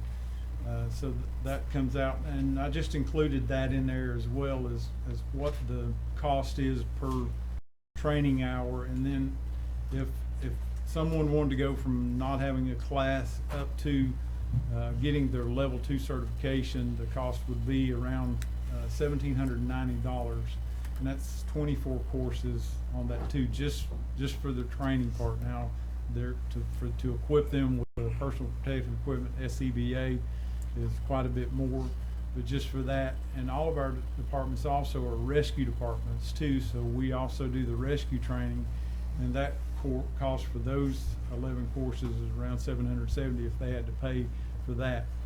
We have 400 some firefighters in Macon County, and between Jackson and Swain, it's probably another 400 there, and then close to 80 some at the Kuala boundary with Cherokee, with I think they're right at 50 some with full-time administration and firefighters now. Somewhere maybe off about 5 or 10 with them too. So you know, we work closely in that aspect with all of them to provide that training. Some of them we go there to their agency, send the instructor out there, but the one benefit of it being here is it's here for all the agencies.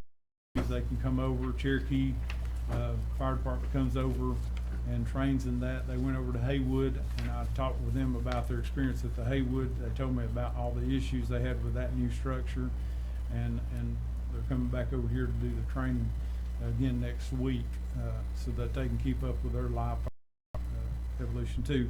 The slideshow doesn't depict it, but I did include it on the handout too, and how many classes, how many students we served in 2016 and 2017. 2017 was down just a little bit because of we didn't hold our annual fire school. It got canceled. Just the agency were not committed to coming in and training, but hopefully that we'll have that annual fire school in September this year, which will put our numbers back up on that as well. Curtis, how is this building affixed to the ground, just like any other building? We prepare a pad for it. They want stubs up with water, electricity, and then the landline for the internet too. And they come in and set it on piers too. This won't be a bid of personal property. It'll be a bid of a construction project. Is that right? Yeah. So it can be like a, kind of a pier and beam, or pier, and set it on, you don't have to have a full slab necessarily. But the, Gravel or rock or but, whatever. but the thought is you're likely to have, I mean, you're gonna have a general contractor preparing the slab and what have you. Yes, sir. And But they're- Bullex will bid to the general contractors. Bullex will be providing a quote to the general contractors that's bid, because this is gonna be part of the general contractor's bid.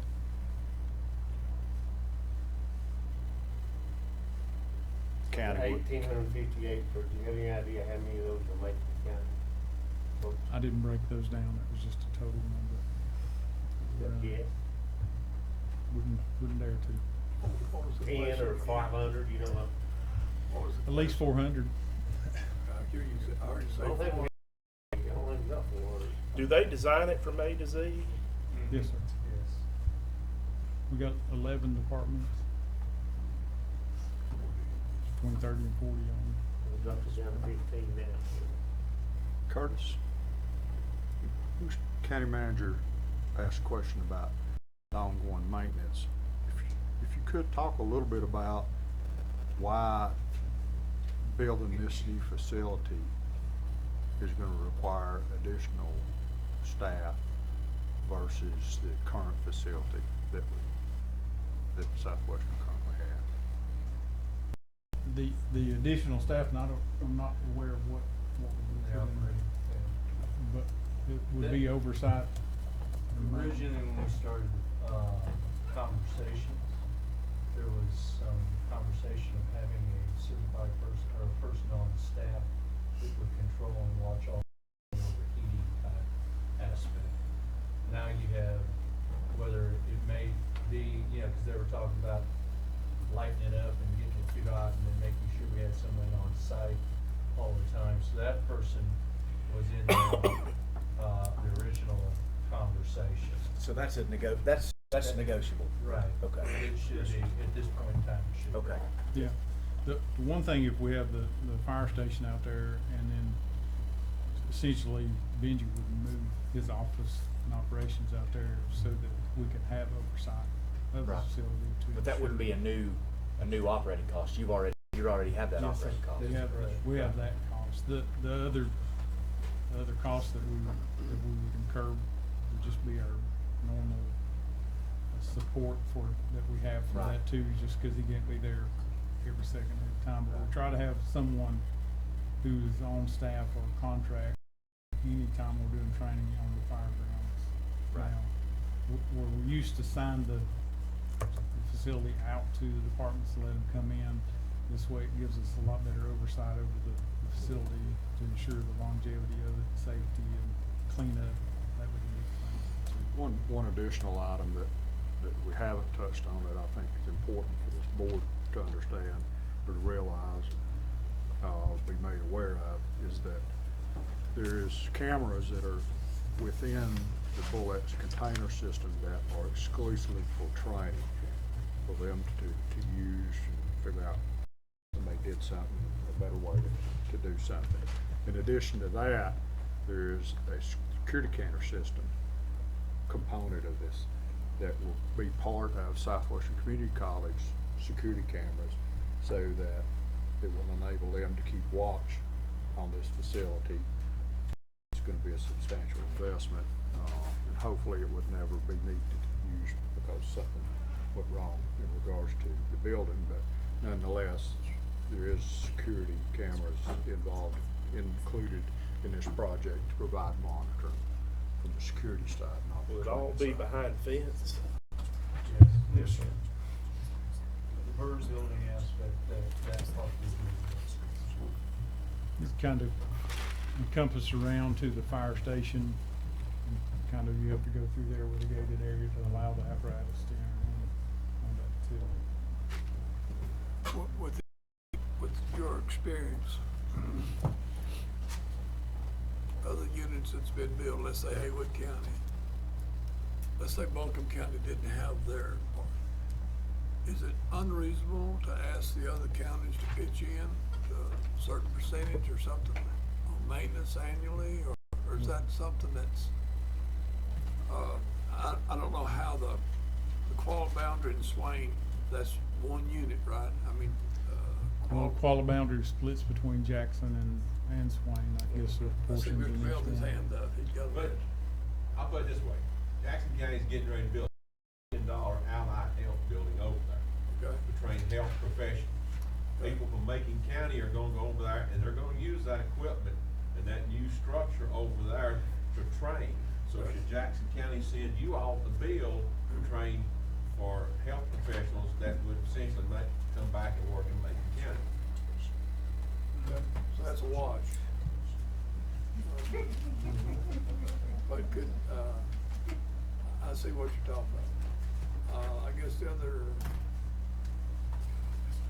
county, I just didn't know if they need to have a little bit of skin in this game too. County, Qualla Boundary, or even how do you move forward to see for, I understand what you're saying as well. If they're gonna build that kind of campus building there. But I'm not sure. They're gonna get some tuition. Well, I know, Cherokee is trying to become their own delivery agency, and they have talked about doing a fire rescue training center on the Qualla Boundary at some point, too. Would they be a bullets I don't know. system? Is that what they're thinking about? You don't know? I have no idea. No idea. I know they said if they ever realize that they would enter into a memorandum of understanding that we could utilize it for training for folks in that area as well. Well, with that thought, to me, Swain would go to their place. And Swain wouldn't be here on Swain, and Macon be using facilities, is that right? Yes, sir. Another state can't use it like Raven or? If anybody from out of state comes in, they have to pay tuition. They have to pay the tuition that's outlined there. If they come up, if Dillard Fire Department said they wanted to come up and do a fire or class up here, then they would be required to pay tuition based on what the. If you're out of state? Yes, sir. Should we try to, okay, just talking too much, okay, thank you, Curtis. Yes, sir. Any further questions for Curtis? Thank you. Yes, sir. Thank you, Dr. Thomas. Thank you, Curtis. Very informative. All right, Mr. County Manager, you're back on. We've been going Back for over on? 3 hours now. Okay, well- I'd love to get us out of here by 4. We're in the short roads. All right. So did you ever ask the Paul's question? Did this it, this is where we're at? The building. Did this paper, did you get one of these papers? Oh, yeah, I got it. So what our part would be? Plus the land, right? And plus the maintenance.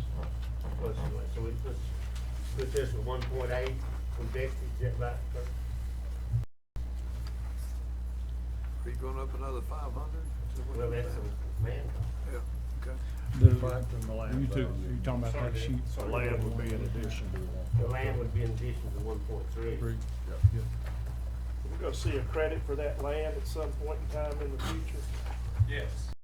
What that enables you to do is to buy, or to use bond money prior to using any county money. So the 1.4 million would be expended before any money would need to be, requested from the county. So if we were able to start the project and at this point in time, the project probably would not be able to be started prior to the next budget cycle. Because you're talking, what, July 1st? Be close, so we would spend 1.4 prior to, so, which would go fairly quick actually on the project, but it would be expended before the county money would be requested. You'd have to have it set aside. Curtis.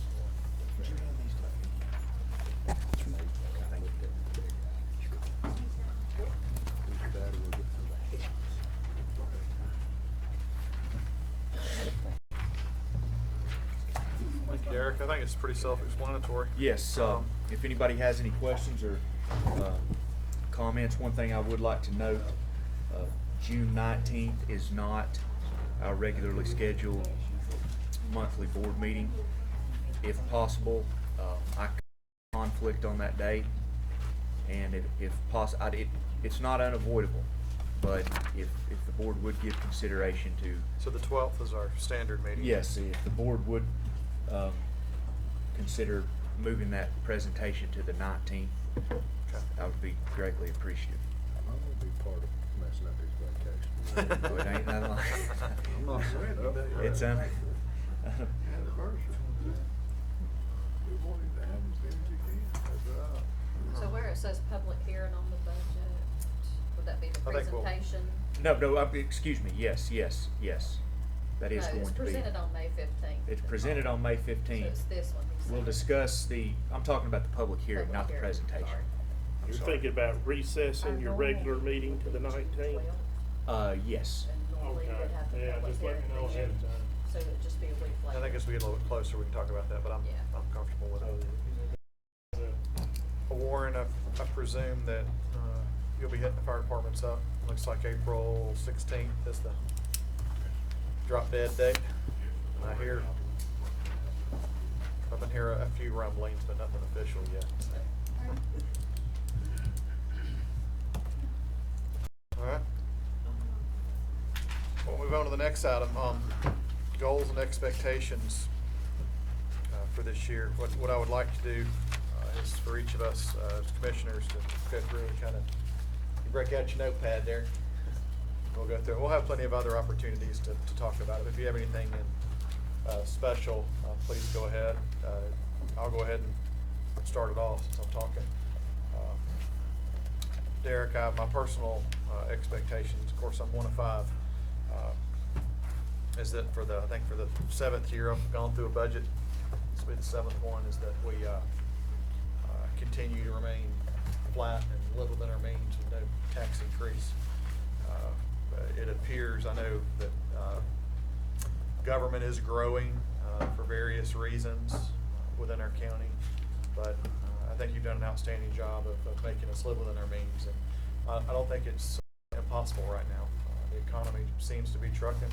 I say that the stock market has fell 2,000 points today, but I don't know that I'm saying that, but it could have. But sales tax is growing, and I think some of our means of revenue are growing, and I think it's what that puts an impetus upon you to do is to continue to be thrifty, continue to watch the county taxpayer dollars, and to do a good job with that. The items that I personally, after going through this for several years, would like to see done is I see our library here. I think that we've been 7 years now. This will be our 7th budget, and I don't think I've given you an increase since I've been on here, or we have. So I'd like to see a little additional funding put that way for a number of reasons. Primarily because I don't think they've given your staff a raise in that long, have you? No significant. They Nothing did get a raise. significant. Yeah. Did they? They have had some They raises have had over the raises. past Well, I year. stand corrected. We have not received an increase in 5 years, but we have managed to find funding, shift funds within our budget to Sure. allow some modest increases. And again, gentlemen, I'm one of 5, so just going to kind of throw my heads out there. It is important to me, and I'll be selfish about this. I have 2 kids in school, that we continue to support our schools as much as possible, and I like to see every extra dollar we have go that way. Looks like, based upon what I heard and my knowledge of IT, that I would continuously like to see that as to fund that portion of the school system as much as we can. And that dollar figure was mentioned earlier tonight of $60 that we put in over the past 10 years. And what are we spending on upkeep? Was it 300? What was it last year? What did we spend? Total capital appropriation for this fiscal year was $600,000. So we're spending That was- $600,000 per year on a $60 million. What is that? 1%. Yeah. I think we probably all do more than that on our own homes every year. So I would hope we could do a better job. I would just going to request, as we're going through this process, I'm talking about the capital improvement plan. I'd like to see, Derek, if you could provide us a clearer breakdown. I know we have this form, but it's really difficult when you're flipping through all the pages and the little numbers. If we could just have a clear breakdown. Okay, here's what I saw. Recreation has a $250,000 request in 2019. Can we just kind of get a breakdown by department what that request is for? Just Very simple, doesn't have to be detailed, just something we can easily look through, maybe on one sheet of paper of the highlights. I saw the airport where there's a lot going through there. What are those details on each one of those years, so we can kind of have an idea? And I'll, I know it's in here, but I think it'd be Right. easier just to read it on one page, so we can get a highlight of what's going on. Does that make sense? Yes. And, I still have a bucket list item, and that's all it is. A bucket list item is, I would love to see, I travel around so much with my son to various football stadiums and soccer places around the state and other states, and I would love to see our Franklin football field. It's a point of pride for our community. If you're ever there on a Friday night, you see the attendance and what's going on there. I'd love to see some improvements going on there. That's all I got, John.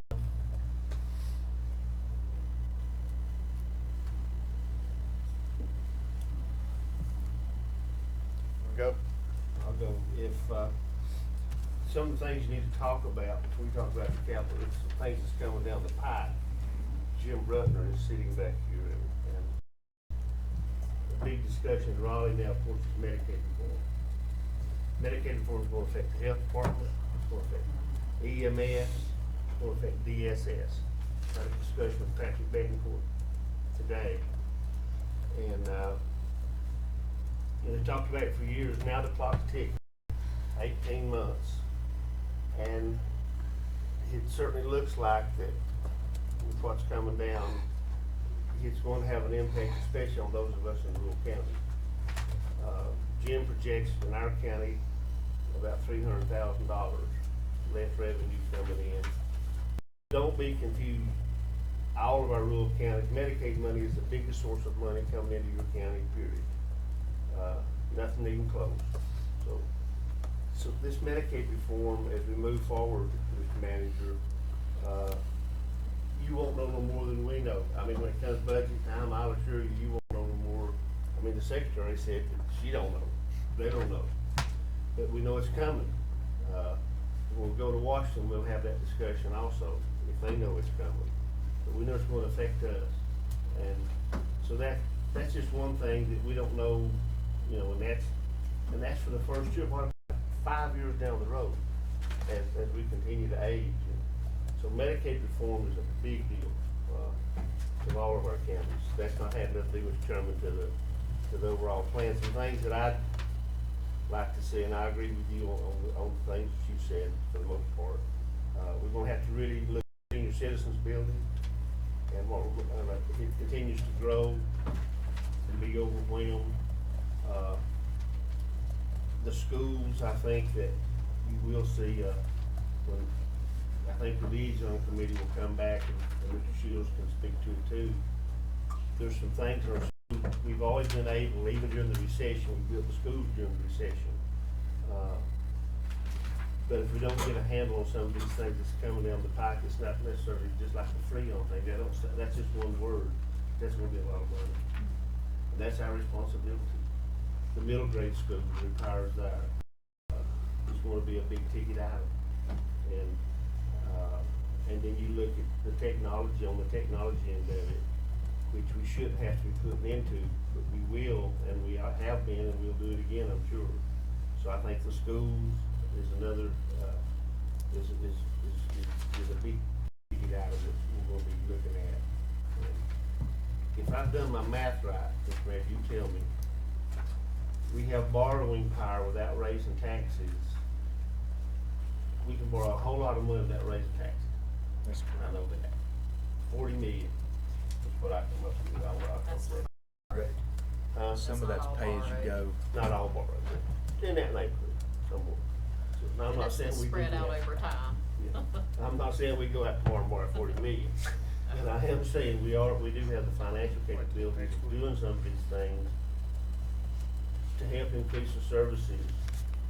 And in this census, so we'll go back to that, you'll see that in the census, there will be age brackets now in the census. So I think that's going to be a, you know, as we continue to get a little grayer in our community, the services is going to have to expand, not only for Warren's department, but the health department, all of them. So wanna see these, when they come to you with their budget, they're gonna be looking for increases. And, as liaison to the sheriff's department, also, we'll be meeting with them to get their requests. As their calls continue to set records in the sheriff's department, and the need of the sheriff's department continues to increase, you'll see that a budget request in there, I'm sure, as we sit down with the sheriff and work on it. I think we ought to do, and, you know, if we're spending, what did they say, $600,000 to go to send our folks out? So I think those things, Mr. Chairman, are just a few of the things that we need to look at, and I agree with you totally on some of these, but like the recreation budget, what does that include? You know, what are we really talking about? And then the burn bill that we just heard about, $1.3 million. That put the Macon County taxpayer into about 1.8, if I'm correct. Is that right? It's 1.3, the land appraised for, north, right at 400,000, so 1.7. 1.7. So that's a huge investment. And so we do have several. Just thank goodness we're in the financial condition that we are.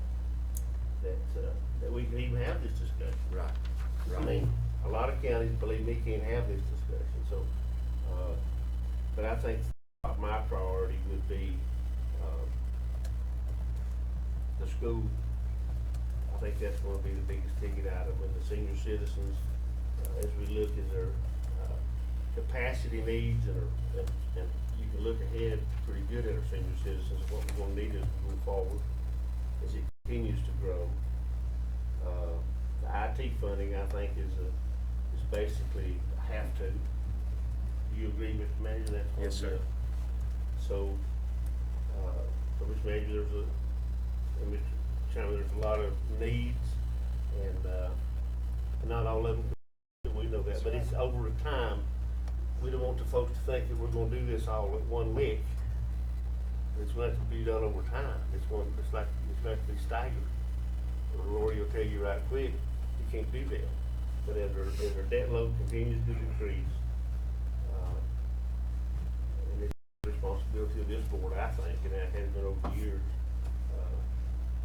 to prioritize and see what services we can improve the most for the least amount of capital outlay, and it needs to be lasting improvements. And I think that with good management we've been able to do that. So we look forward to the discussions as we move ahead. And the one thing I did not mention is DSS. The DSS is going to be looking minimum with the new rules coming down. Services have not read that. That's real interesting. They'll have to have at least 3 more employees. At least. So a lot of things is coming our way. They're backdoor, unfunded mandates, but we have to adhere to them. We're an arm of the state, and so but those things really haven't. And I agree with the chairman of the library, our librarian, and I think it's time that we, Mr. Heaton brought up the other day, we look over, when we have looked at Nantahala, Karen can tell you that. But I think some money needs to be spent in that community, there's no doubt. And, but where you spend it at, that is a tough, even the library, me and Karen tackled for 3 years, and Paul knows it, now. So there's many needs, and some things that we control, some things we can't. So, that's right. So we're proud to be in a position where we can have the discussion. Thank you, Ryan. Commissioner Shields, you want to go? Everything he said, I'm fine. I thought the capital improvement plan is good. It gives us a little report card there to go along with what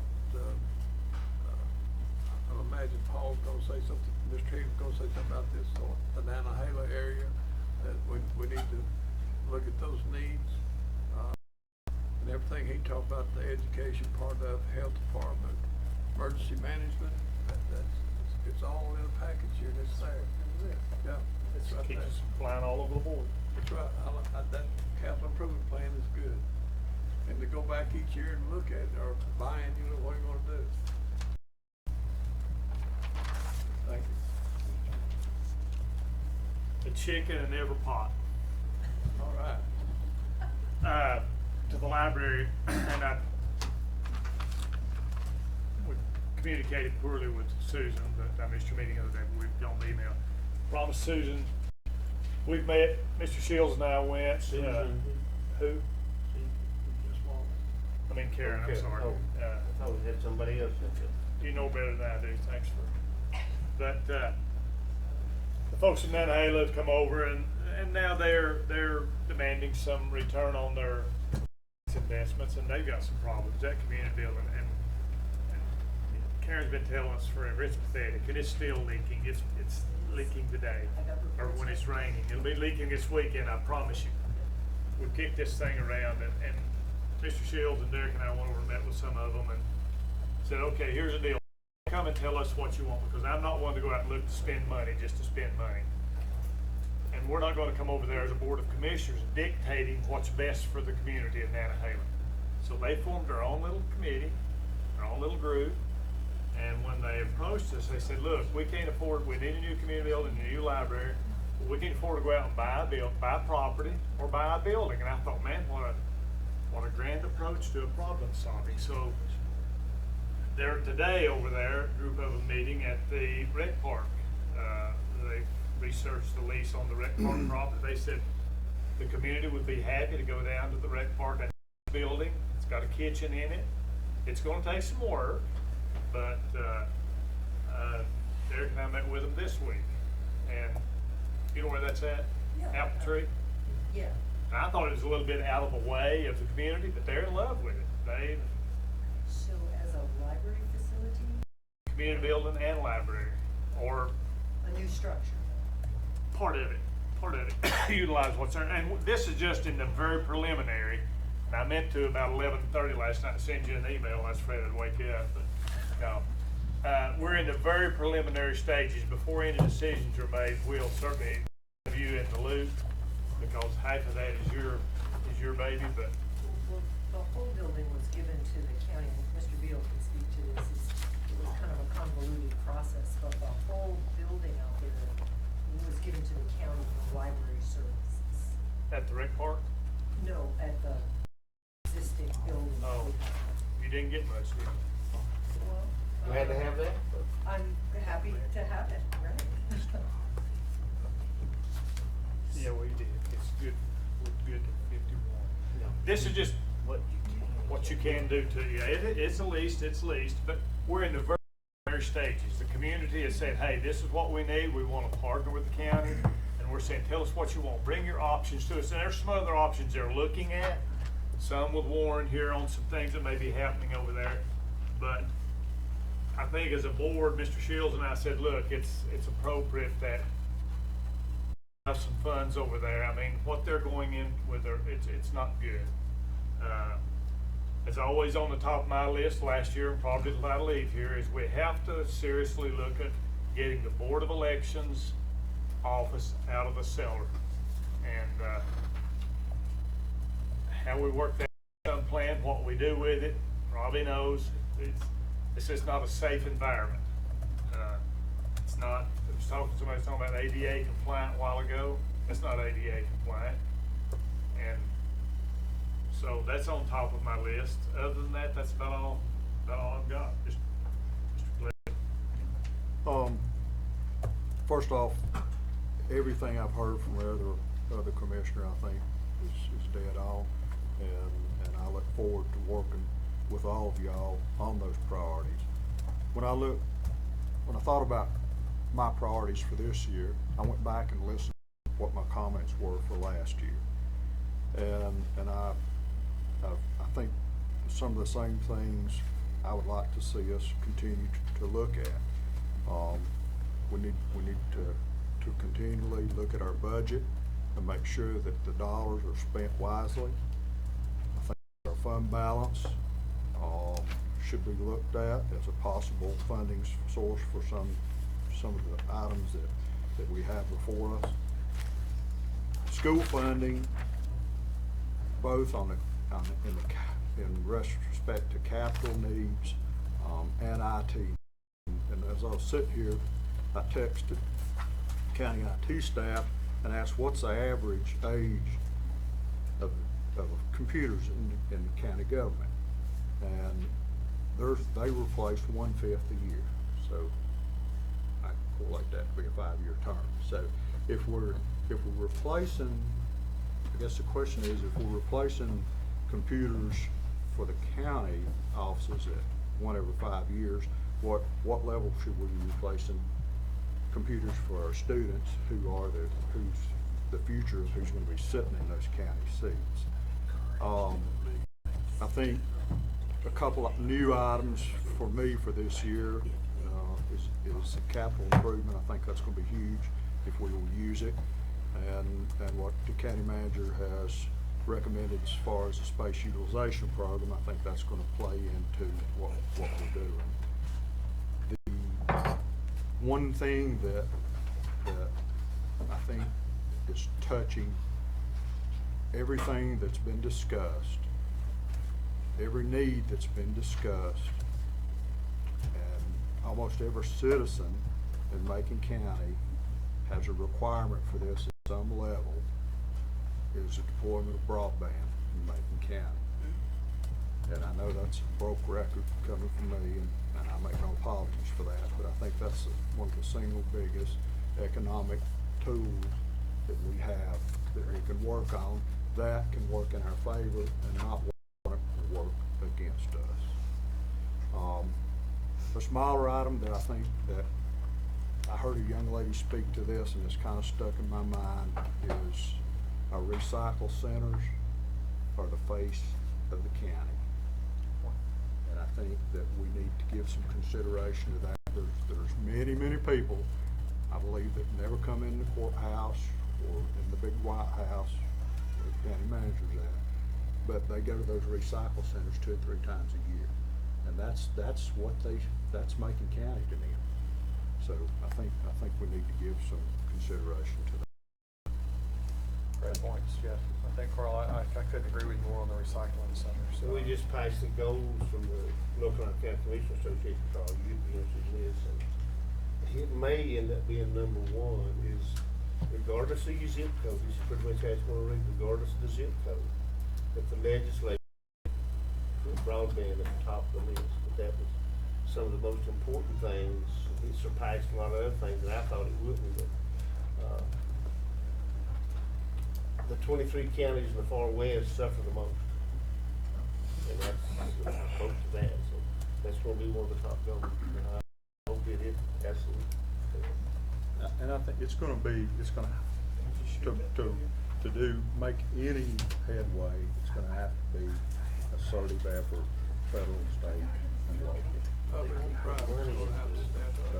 But until, I don't think we can sit for somebody to save us. And there's some steps that we can take to get down that road. And to me, the bottom line is, how many more people have broadband today than were a year ago or 5 years ago? That's the measure.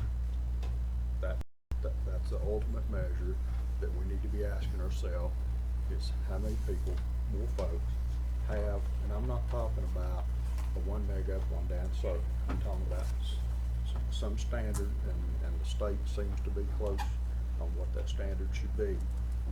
And we need to work towards that with that goal in mind. We don't need to accept a 1 up, 1 down circuit as being acceptable broadband. We need to talk to your legislators. The lobbyists down there will tell them every day, and the halls is full of them, but we can't do that. It's cost prohibitive. We're not going to invest in those rural communities, and that's we're getting penalized because of where we live again. Not right. I wish they'd turn it into the utilities law, like the utilities, where everybody had to have electricity at one time. A mandate. that's even changed now. Yeah. Everybody gonna have to have electricity. Pay for it, yeah. Yeah. All right, I mean this with all honesty, it's a pleasure serving with each and every one of you up here. I'm very proud of commissioners to serve with, very proud of the staff that we have at the county. So thank y'all. It's been a long meeting, pushing almost 4 hours. Thank y'all to the press for hanging in there with us. And I 60 will look degrees for a outside. quick motion, second approval to Make a motion, adjourn. we move. Second, no, second. All in favor? All right, see y'all next Tuesday.